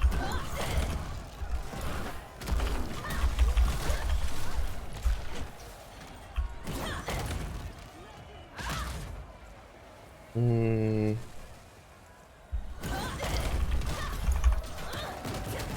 You gonna do it? No, no, no. She reversed gravity. Haha, baby.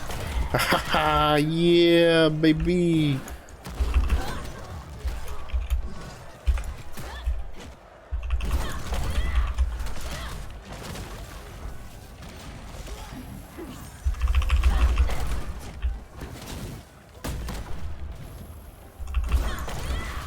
Ooh, electrocution. Now does this work in the paladin? Okay.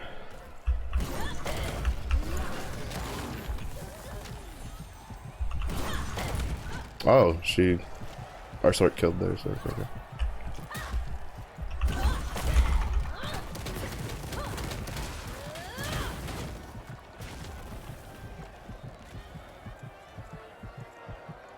Yep, just reset, just reset.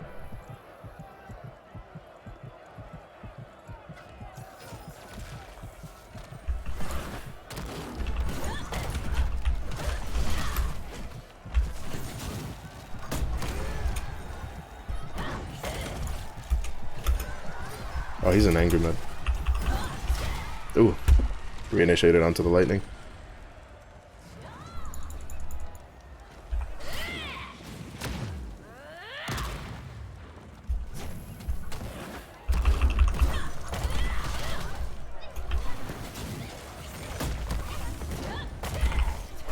Ah, smart paladin. I only had so much like rage closure to get in on. Good match though. Still, fuck you for doing the same thing my striker did. Last match, bro. You were in the last match. I know I fought you. You have a pretty rememberable like setup going. Come on now, y'all. If you're gonna queue for PvP, just be like, just have a sign. You know, if you go to PvP, just put a sign on your door. Be like, do not disturb. You know, the house. It'd be like, house better be burning. Just saying. Like when I'm in PvP mode and I get AFKers, I get tilted. I get mad. I'm just like, bruh, how you do this? It's like people in Apex who keep wanting to go estates on Olympus and then they just instantly get rolled. Like if we're going to estates, bruh, you better be ready to fight because I can't fight for shit. That's why I go to the outside of the map. Even though I've had some pretty good fights in the States on Apex, especially if I can get a shotgun. Knock knock, baby. But this will be the last match. After this, we'll do some dailies and then wait for the Adventure Island. Deathblade, Artillerist, me versus a Ward Dancer, a Striker, and a Deadeye. I think these are all noobs. I don't think I've played against any of these guys today. I do like it when I PvP and I see like the same people in my matches, like from one match to the next. It's cool. Yeah, these are both new. That is kind of terrifying, I'm not gonna lie. Yeah, these are all new. They're all new peeps. It is rare for me to have an artillerist on my team. Usually the artillerist is on the enemy team. Ooh,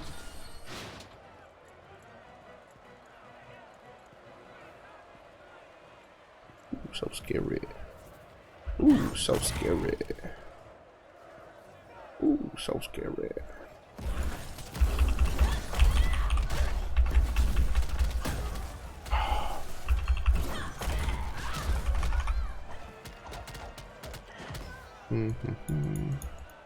His record, his like internal combustion didn't deal that much damage.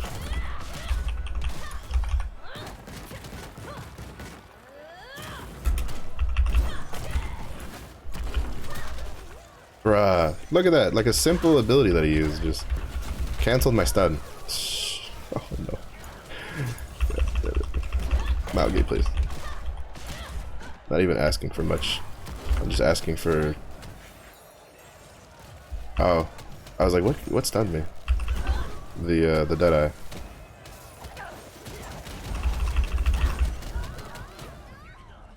I'm just getting bullied this match because everything has a lot of fast hits. I'm telling my mom. I'm gonna tell my mom. Stop bullying me. Everything's fast. Everything has a lot of hits.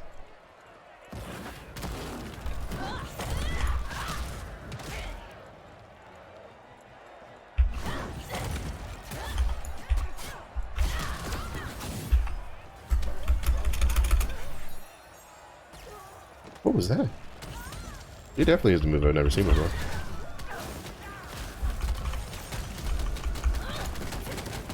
Hi. Bye. Yo, 2 Call of the Wind Gods in the same match? That's kind of... That is kind of unhealthy for my mental state.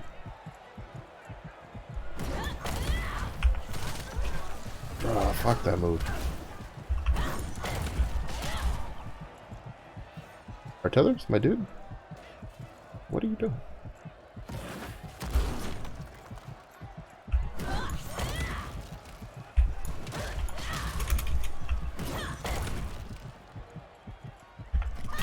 Oh, come on. Look, I can't even outplay with the stun. That's such a good example of how shit the stun is for Scrapper. If you're gonna not give me paralysis immunity, give me the fucking range on it.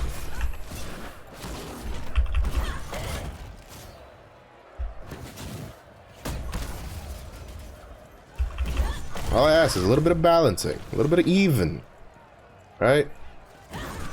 Other people get super armored stuns. I get nothing. I get if you get a...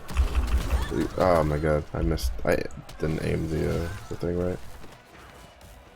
Also, there's not enough flips in this game to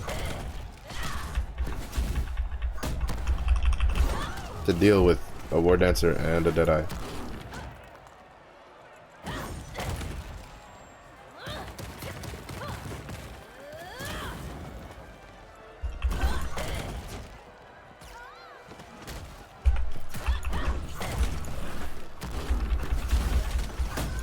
Fuck.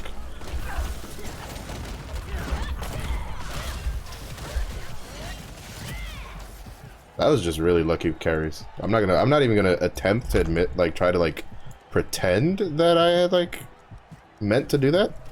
I was just trying to charging blow the fuck out of there, and I carried them into what was the smorgasbord of hell, basically, for them.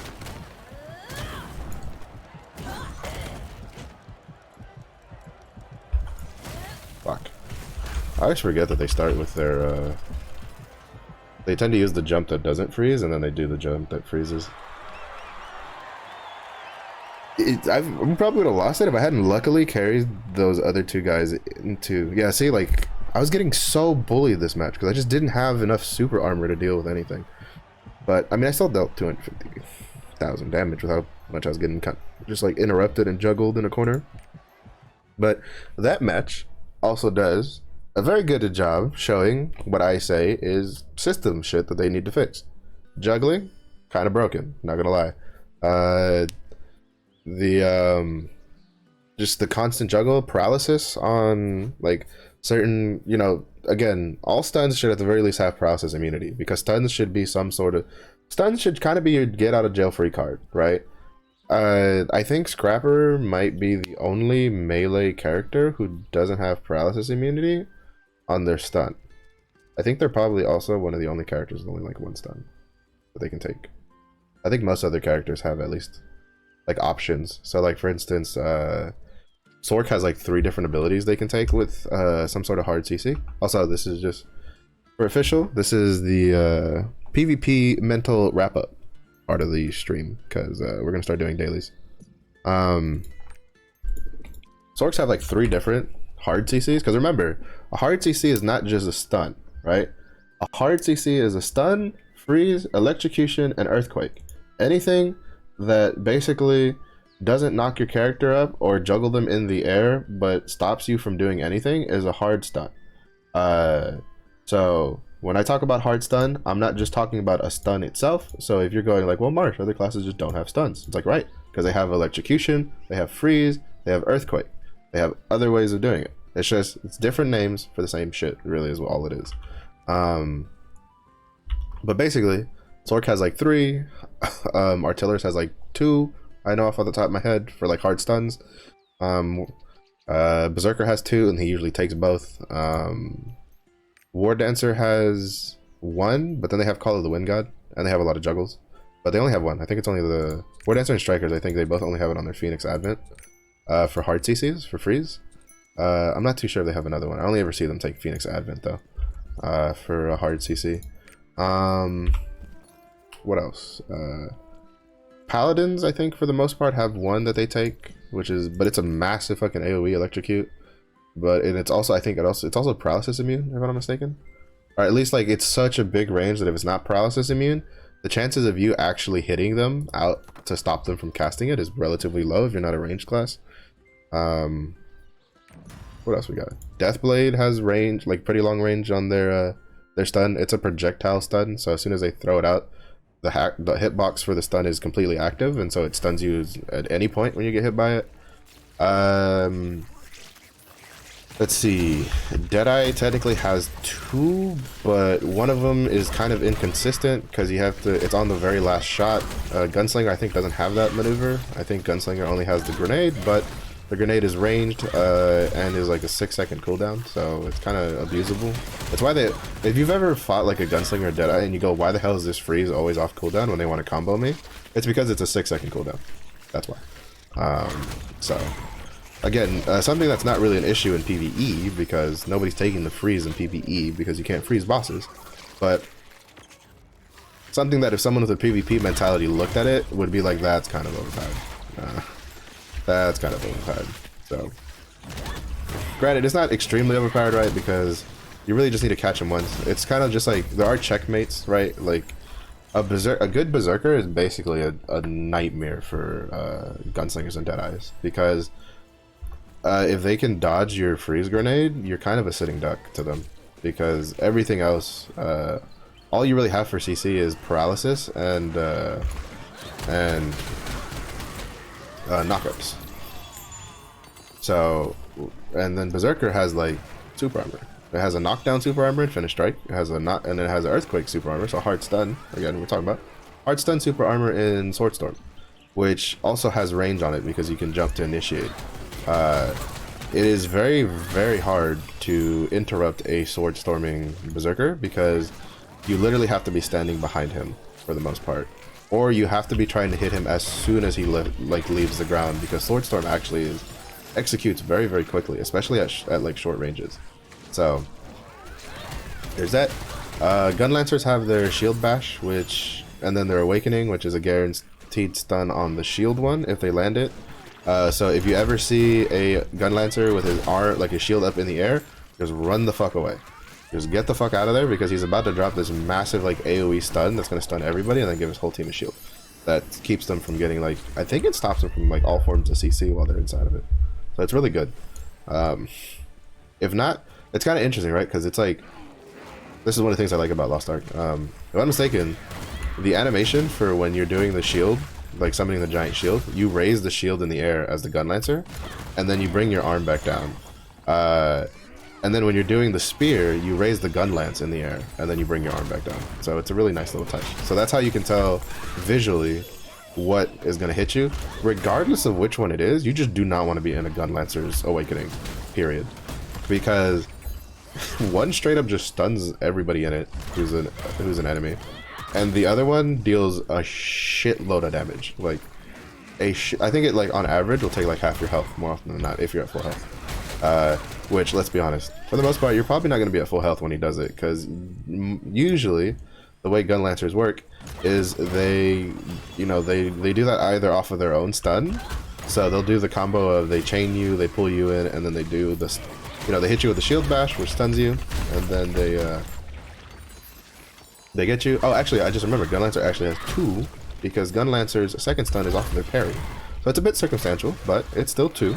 It can still make your day hell. Also, you can also make your teammates' days hell, because there's been a couple times I've accidentally procced that parry from behind the Gun Lancer, and it's hit a teammate that was in front of the Gun Lancer, who wasn't attacking the Gun Lancer. So, random teammates that I've done that to in PvP, I apologize profusely. It was not on purpose. I was trying to just beat up the Gun Lancer. Also, I think Gun Lancer parries melee stuns. I don't know if you can stun them with a ranged stun. Like, I haven't seen a bard stun a Gun Lancer when they're in parry mode, because usually Gun Lancers are only going to use parry mode in melee range. So generally, it's a melee character. But what I can tell you is that I have tried stunning a Gun Lancer from the front and from the back with instant hit. And both times, they've literally just activated the parry, and the gun lancer just puts his parry up on cooldown, and he just carries on with his day. So I don't know if maybe it can also be tripoded for like just straight up ignore CC, which is possible. I don't play a gun lancer, so I don't know. But I do know that be careful when you're trying to stun a gun lancer's parry. You can stun a glaver's parry. I've done it before from the front and the back. So there's that. Even though I think the glaver parry is a knockup. I'm not actually no, I think it might be a stun also. Even though the glaver stun, which is also technically a melee stun, has better active hitbox than the scrapper stun, and it has farther range, and I think it has paralysis immunity because it's their sliding kick or vault or whatever the fuck it's called. I don't know. It's one of their movement abilities. You can tripod it to stun when you hit somebody with it. It's really fucking good once you get the hang of it, from what I've seen. And the reason I think it's like paralysis immune is because I've had glavers stun me in my chain destruction fist, which is supposed to be, you know, paralysis. So it's why I say in PvP, like half of the kit that a scrapper can come in with is pretty useless in a straight up fight, for the most part. Like you have to spend like half the fight baiting things out or waiting for an opening. Because chain destruction fist, you can put tenacity on it, but you stand still and you're hitting, so you stand still, you're hitting, and anybody with a paralysis immune attack can just keep attacking you, and the range on it, while deceptively larger than it appears, is still not that large.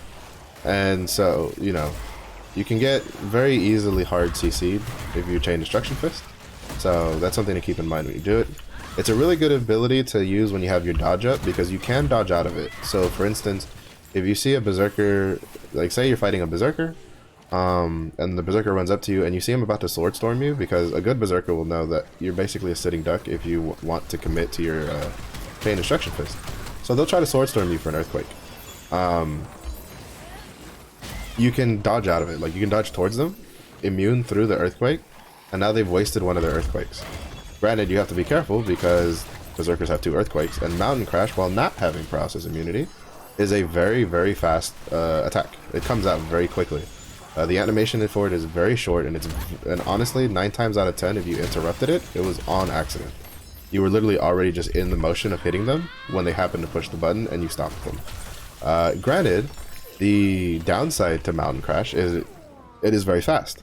So if you, and it's not very wide for the most part. So if you walk away from a berserker, if you think he's gonna earthquake, which is what I tend to do, I tend to initiate on a berserker, he'll flip up, and then I'll kind of like walk away from him. Basically, you kind of treat him like a sword, right? We talked about it earlier. Sorceresses, when you knock them down, chase them in a roundabout fashion because they're probably gonna spam reverse gravity. Same thing can be said is true for berserkers with mountain crash. If you get in on a berserker and you don't know if he's used mountain crash, kind of initiate a little slowly. Like knock him down, do some damage. You know, if he flips up, like chase him a little bit, but not too quickly. And then, because he's more often than not, he's going to mountain crash right off the bat if he has it available. And mountain crash is very fast, so it doesn't take too long for you to wait to then just initiate with something. So a jump in or an ability or any of that sort of stuff. So again, this kind of like ties back to what I was saying earlier, that if you don't get your hands nitty gritty in PvP, you won't learn all this stuff. You can read it in a book, but actually like putting it into practice is nigh impossible without any sort of experience. Because your brain is naturally conditioned to, oh, I'm winning. You know, I knocked down, he's running away from me, so I'm winning. And a good PvPer understands that running away is not losing. Running away is repositioning yourself for an advantage. And so a constant, like combat in general, for even in PvE, is you constantly balancing between when you have to like run away from a boss and when you have to deal damage to a boss. And it's the same thing in PvP. If anything, in PvP it's even more nuanced, right? Because you could go, oh, he's running away from me because he has nothing. Oh, I forgot the stupid frogs. They're also one of the slow targetable mobs. You go, oh, he's running because he has nothing. Meanwhile, the berserker's going, I'm running because I have a 1 second cooldown on my mountain crash. That 1 second of running is all it takes for you to go, oh, he doesn't have mountain crash, initiate, and you jump in on him, and then he mountain crashes you as you're jumping in. You know, I say this from personal experience. Like, it happens. Even if you know it's going to happen, it happens, because generally, for the most part, most berserkers like just using Mountain Crash on cooldown because it's a very low cooldown ability. I think it's 12 seconds? Question mark. Don't quote me on that. I don't actually know. I don't remember. I don't really look at my cooldown for Mountain Crash. All I know is that when I need it in PvE, it's off cooldown every time I push the button. Or every time I look at the cooldown, it's like 1 or 2 seconds left. So, also I like how I'm like, you know, PvP afterthoughts. We're gonna do like I'm done with PvP. Now we're gonna do dailies. And all I've been talking about for the next like 20 minutes is still PvP. But I think it just goes to show you that I really do enjoy PvP in this game. Anybody who has like bad takes on PvP itself, but can sit there and explain to you matchups and like how to actually like fight people in PvE is someone who is complaining about PvE because it's coming from a place of love, right? Like they love PvE, they want it to be really good, and then there's just certain things in PvE that can just ruin the experience, like getting hit by AOE that the actual hitbox is slightly larger than the indicated actual visual effect, right? Like that kind of like generally puts a bit of a damper in most people's PvP experiences, because it's just not fun to have that sort of situation happen to you. Is this necklace any good? Okay, so now we can start checking. So stuff like that. So generally, if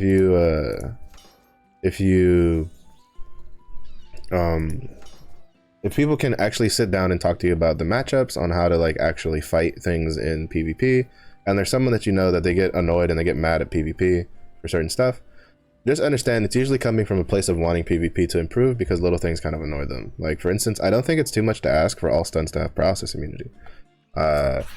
It doesn't have super armor, which means you can still counter it, right? But because you can counter it with knockdowns. I think having a hard CC on with a tenacity tripod is overkill, like way too overkill. I don't think that should ever happen. Like your CC should be a form of like get out of jail or like engage easily, but it shouldn't be like you have to stun me to stop my stun. Like that's a bit too much. So you know, kind of just understand that I'm complaining, yes, but it's also because I'm complaining because I think that there's a bit of an unbalance that they're not realizing is unbalanced, and it could save them some headache of balancing down the line if they kind of like smoothed it out on the system side and had just like a baseline for things like all stuns have paralysis immunity but don't have tenacity, like that kind of stuff.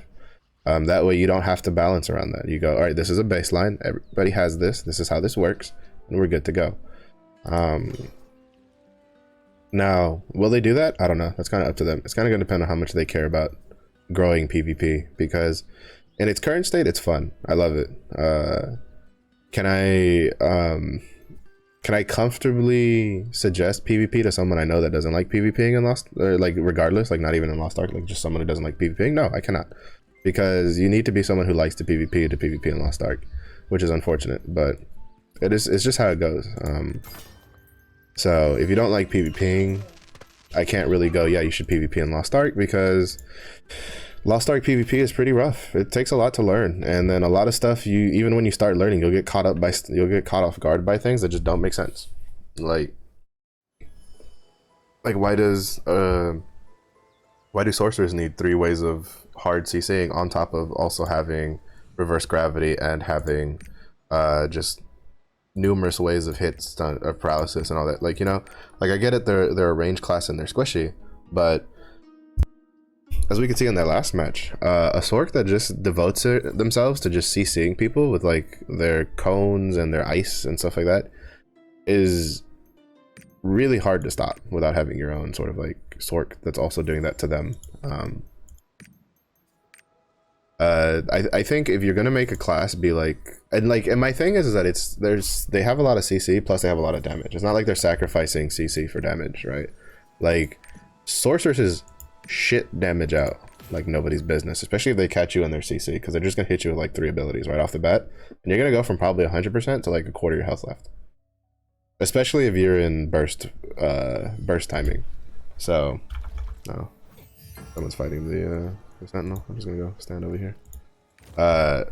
So, you know, it's just like, oh, it's kind of, it froze up. It's just one of those things, right? Like, it's just questions, especially when you consider that sorceress is, I think, the most recent class they added was sorceress, if I'm mistaken. Or was it artist? No, I think artist was the most recent class. I think it was like sorceress then artist. I don't know. Basically, it's really it's the newest DPS class they've added, which will soon be, you know, soon the Aeromancer will take that title whenever that comes out. But you know, it's like this it's not like I'm talking about an old, because there is a class that hasn't been released yet that I've heard is a fucking nightmare to fight in PvP. Actually, I feel like all mage classes are generally just categorized as nightmares to fight in PvP, because the Arcana has so much paralysis abilities on like pretty big range from a distance. They're just, I've heard people just hate fighting Arcanas. Summoners have their summons. Really good bards like just make me want to like bash my head into my desk, because I just can't do anything. I push a button, I get stunned. I push a button that doesn't have tenacity, I get picked up and dropped. Like, I get slowed, I get rhapsodied offensively. Like, it makes me cry. Good bards make me cry. Which is why I watch Lofty, to try like see if I can get any tech in there to how to make bards cry instead. But you know, but part of that's also just learning, right? To be honest, the more you fight these classes, like bards and stuff like that, the more you start getting a feel for how things work out, right? You go, like for instance, like the Sorka and the Berserker stuff. I have fought a lot of Sorks and Berserkers on a Scrapper. They are probably two of the more popular classes you run into in PvP constantly. Where are we going? So I generally can pick up their ticks pretty easily on like what habits most of them do in PvP at my level.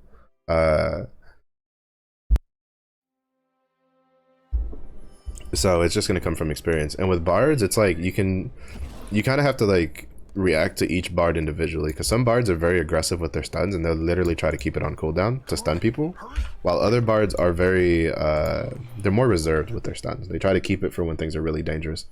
There's some bards that they're very defensive. They're very, you know, they save all their CC for when someone tries to engage on their teammates. And then there's other bards that are very offensive. You know, they're like, I'm putting down a stun, like we're going in on this, like that kind of thing. So for supports in general, you generally have to like flex from game to game, because it's less oh, what kit are they bringing, and more like, how are they going to play with that kit involved? Granted, paladins kind of throw a wrench in the plans when you get like the super aggressive like judgment paladin who has like 2 yellow skills and the rest are just blue skills that are you just throwing out, just constantly being annoying. So that can kind of like, again, that kind of just comes, you just have to react for it.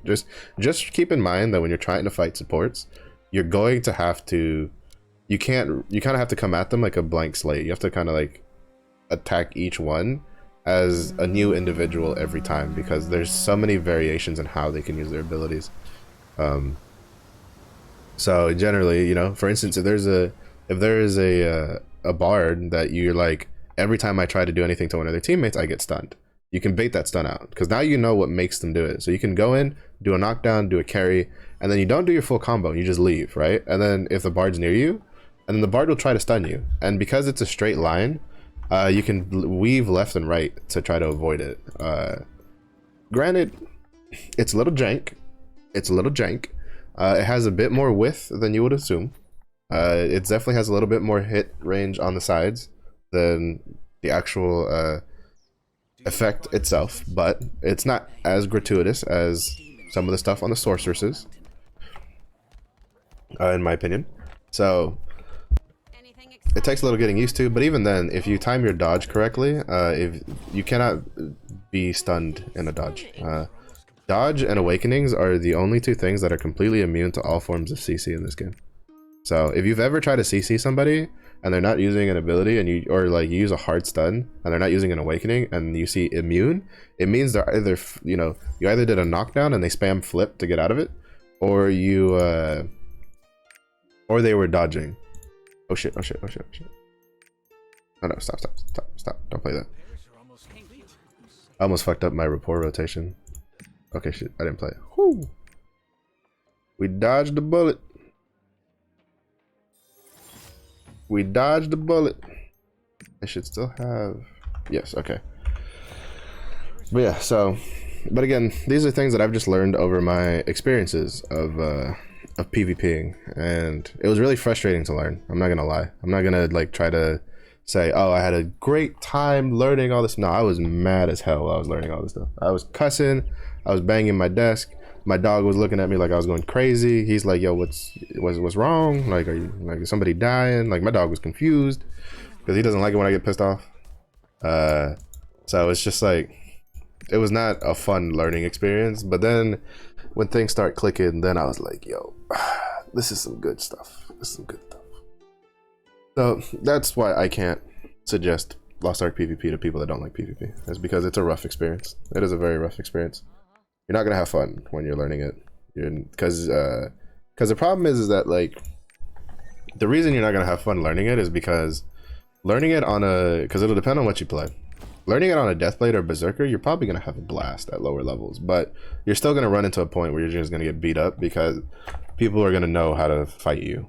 You're gonna reach a certain level where people have an understanding of how to counter classes, at least rudimentary, like a very like basic elementary understanding, where your free super armor abilities will no longer carry your inability as a player.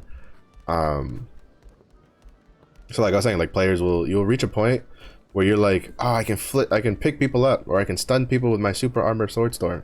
You're gonna run into people that understand that their dodge is immune to hard CCs, and you're going to try to CC them, and they're gonna dodge into you, and you're just gonna get a big old blue text of immune. And then they're gonna beat the shit out of you because you don't know what to follow that up with, because you're not used, you're not gonna be used to people immuning your sword storm, right? So a class will carry you and make it easier for you to learn, but only so far. If you're trying to learn it, this is my honest opinion, if you're trying to learn PvP, do not fucking learn PvP on a scrapper. Play something else. Play a gunlancer, play an artillerist, play literally any other class but a scrapper if you want to learn PvP. Like, just don't. Trust me. Do not do what I do. Not be a masochist, right? Like, I basically have to go full, like, peace mode when I'm trying, like, even now PvP, I get frustrated when I get, like, caught in a corner and I can't do anything to get out because I just don't have any answers, because I have no super armor movement abilities that, are fast enough that I won't get stunned out of, kind of thing, right? Because Dragon's Advent is actually kind of slow. But I still get ragey, but I try to keep it in my head. I let some of it slip because I am a PvPer at heart, and as PvPers we tend to not really mince our words too much. No, I don't have enough time. We're just gonna have to sit in the mermaid pool, or in front of the mermaid pool for a bit. So I don't tend to mince my words all that much, so you still get the occasional like shit, like it still annoys me, but for the most part, I think I can visibly see my improvement, because you'll feel like you're just you're spinning in circles, like you're spinning your wheels in mud, basically, is how you'll feel when you're learning PvP. Because that's how I felt for probably a solid week, until things started clicking. I was like, oh, okay, I see what this is, like, like, oh, so that does that. You'll miss combos, you'll miss all sorts of stuff while you're leading up to, but eventually stuff will start connecting. I still miss from time to time, but I've slowly been able to start connecting my stuff, like getting my Dragon's Advent straight into a true Rising Fist, because I can do that with the tripods I have selected. Just stuff like that, right? Like, and that'll be a per class basis, right? I can't tell you how to play your class, because the only class I've ever PvP'd on is the Scrapper. I have literally 0 PvP matches on any other class. So the only other class I've tried any sort of PvP on was when I did Lush Reed Island on the Deadeye once. And then I was like, what, fuck it, I might as well just PvP on something I PvP on, which was much better experience. But yeah, so if you like PvP, by all means, PvP in Lost Ark.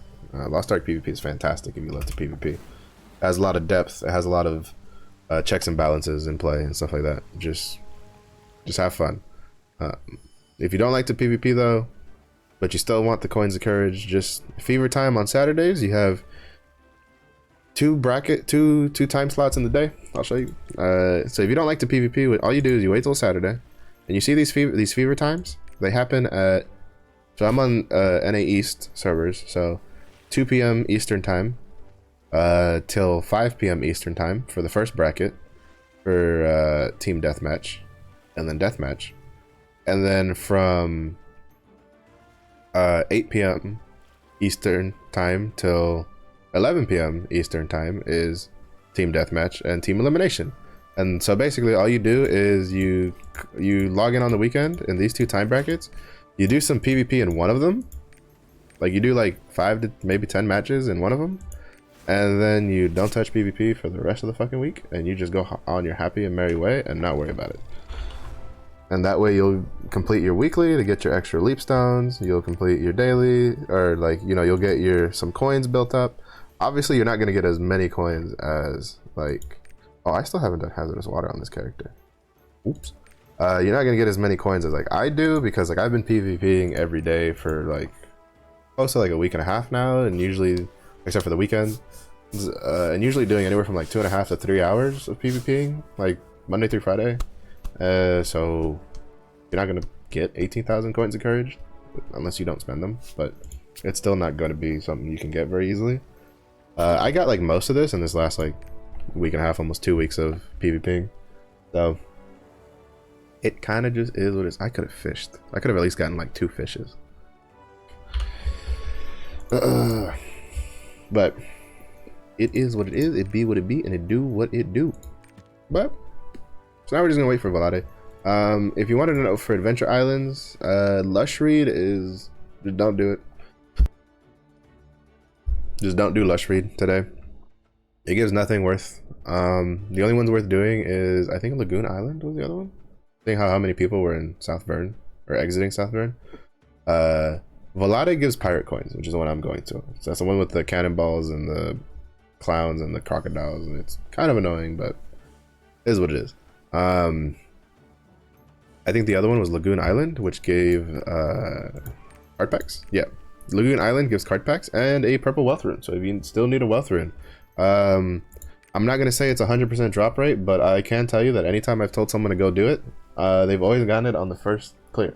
So I don't know if it's 100%, but it seems pretty fucking high if it's not. So if you need a wealth rune for any class you play, whether you play Glaver or Sorceress or War Dancer or Striker, go get yourself a wealth rune.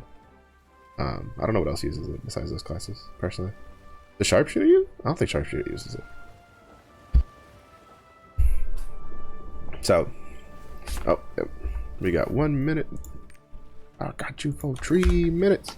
Actually, this Adventure Island got me for the next like 5 minutes.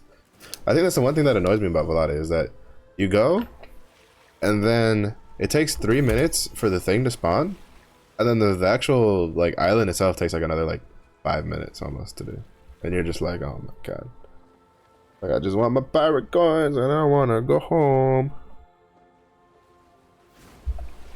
That guy's boat's probably about to break because he probably sat in this mermaid water the whole time. Or he's going somewhere else. One of the two. Also, apparently, we'll be able to, like, auto-route. So, like, for instance, next time I could just auto-route from here if I do, like, Control-Alt instead of having to open my map, which is one of the quality of life features. It's not really a big deal outside of, like, sailing, but it's a nice feature. I'm not gonna complain. Extra quality of life features that just make my life easier is not something I'm gonna complain about. So damn, that mermaid hit hard there right before getting in. Ooh, that bitch be thirsty. I hate the mermaid waters. I think mermaid waters and Dead Sea waters are just like, ugh. Just get them out of my game. Get them out of my game. It's also because my S stock is level 5, so it doesn't have very high resistances, and I don't have like all the sailors. But it's fast enough for me. Even though I might buy another Tier of Abyss from the Sun Coin ship from Punica, just to try to get the other like relic sailor for the Estoque. Estoc. I don't know how to fucking pronounce that.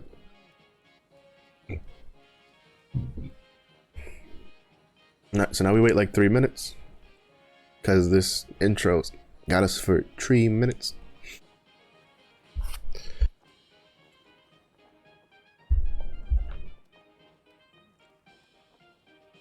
I will say it is annoying when you have to sit here for 3 minutes, but as someone who has, at least at the beginning, before I started having like a system of like I stream Monday through Friday and then I do Adventure Island at the end of my stream, I have like a concrete, basically way to time myself to do stuff.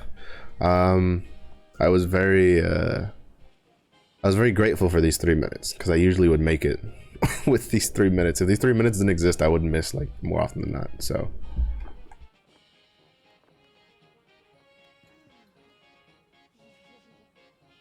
So while it's annoying now that I have a system and I'm here on time, I do appreciate it, Lost Ark, that you have this. Or I did, at least at one point. Now I don't care for it. Now I wish it wasn't in the game. Because on the weekends, I tend to forget that there's two Adventure Islands we can get rewards from on the weekends. I always forget the first one. Every time.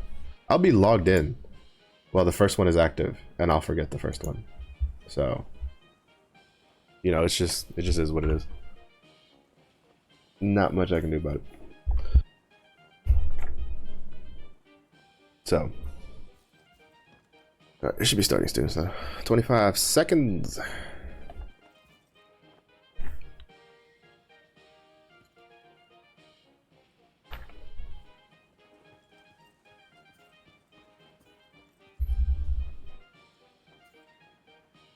I'm pretty sure that Checkin Island is still like once a week with the good rewards that it came out. I'm still thinking back on that Checkin Island and the fact that it gives payons and card packs. I'm just like, yo, payons and card packs in the same thing? Like, that's gotta be like once a week. There's no way that shit's like daily. There's no way.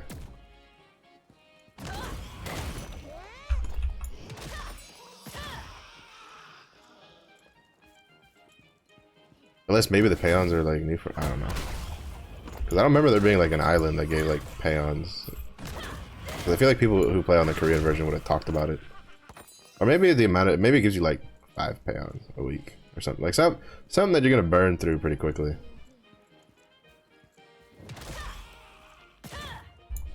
Because that is the thing, right? It's just like, you'd be like, oh, well, it gives you payons, and then you go and look and it's like 2 payons a week. You're like, the hell am I supposed to do with 2 payons a week? Bro, I can't even get a gumball from the machine for 2 payons a week. That kind of thing, right? So, kind of just is what it is.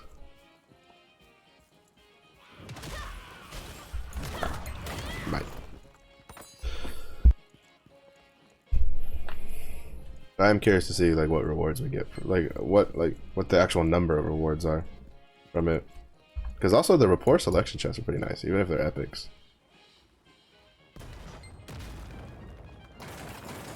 Also, if you're doing Volare, I'll give you a pro tip. When you're on the cannons, I can't show you because this meter right here tells you how much time you have left before you get kicked off, in case you were curious. In case you were like me and just like, man, I can never tell when I'm gonna get kicked off this stupid cannon. Well, the game tells you. So that way you don't waste attacks, because if you do a harpoon attack, or if you're about to like launch a cannonball, and it kicks you off just as you're launching the cannonball or starting the harpoon attack, it will interrupt your attack and kick you off. So, something to keep in mind. I've seen it happen more often with cannonballs than with harpoons though. So, there's something to be mindful of. So if you ever see the meter getting pretty low, you can just, you know, hop off preemptively and then just kind of reset your meter to the beginning, to the top. So that way you don't just get kicked off from the stuff. And you can hide your UI so you have a better chance of aiming the stuff. Oh, I didn't mean to click on that. And then you can just hit tab for the map. And then you'll be good to go. And you just, this is usually how I do it, so that way I don't miss. I can shoot the crocodiles the whole time. Even though I'm gonna turn it back on because yeah, I think the only thing left is the 2 crocs. I think I'm just gonna like stand over here because there's a jump down point that spawns over here, and then just grab some harpoons and just shoot harpoons every once in a while. Be like, I'm helping as I shoot harpoons. Oh shit, I didn't finish. Because you can see this arrow here. This here and this here are the 2 spots that you can jump into the arena to get whatchamacalls them. To get your chest from the crocs after you kill them. Because the way it works is you kill these 2 big guys and these 2 big guys in the middle, which to be honest they look more like alligators and they look like crocodiles to me, but it is what it is. They drop chests. They drop the volata chests. You'll get 1 from each. So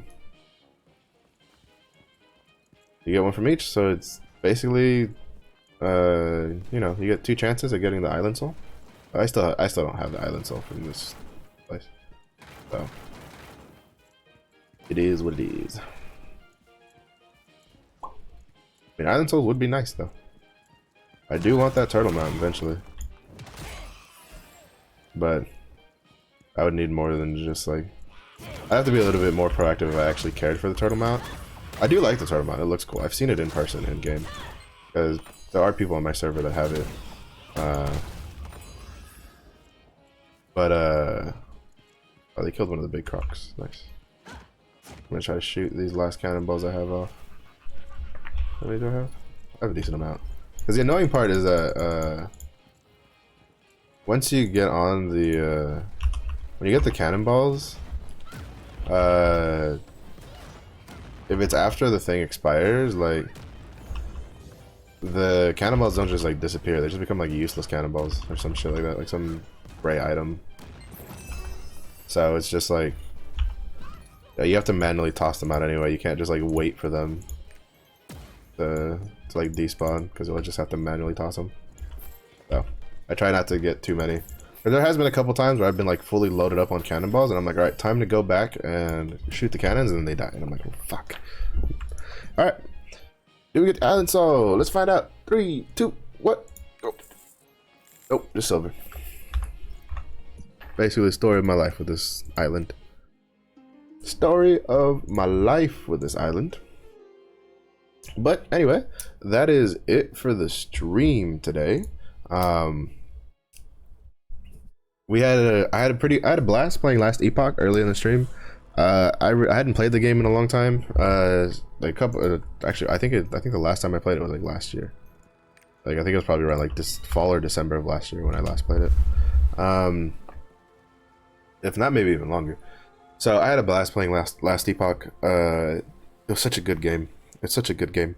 Which I think I'm probably gonna just do that as like my variety Wednesday kind of thing. Like I'm even debating just not playing Lost Ark on stream on Wednesdays and just playing last Epoch, because I had a blast, and so I'd like to play it more.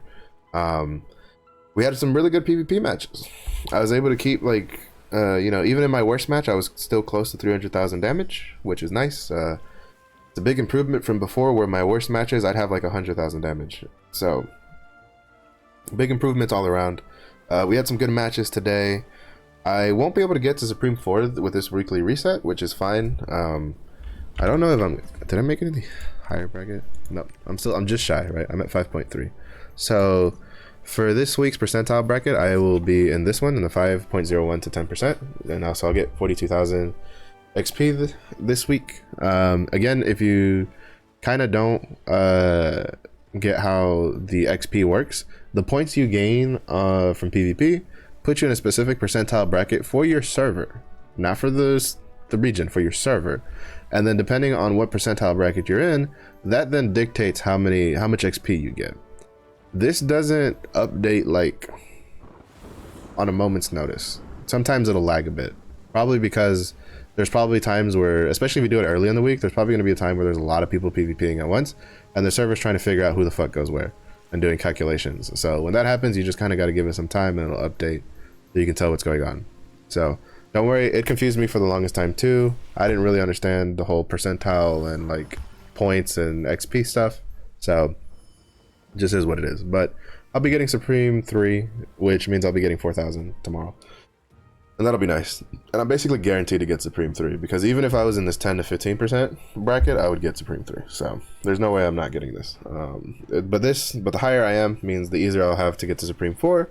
And the really big reason to get to Supreme 4 is obviously because that unlocks the next row of mats you can buy from the PvP vendor.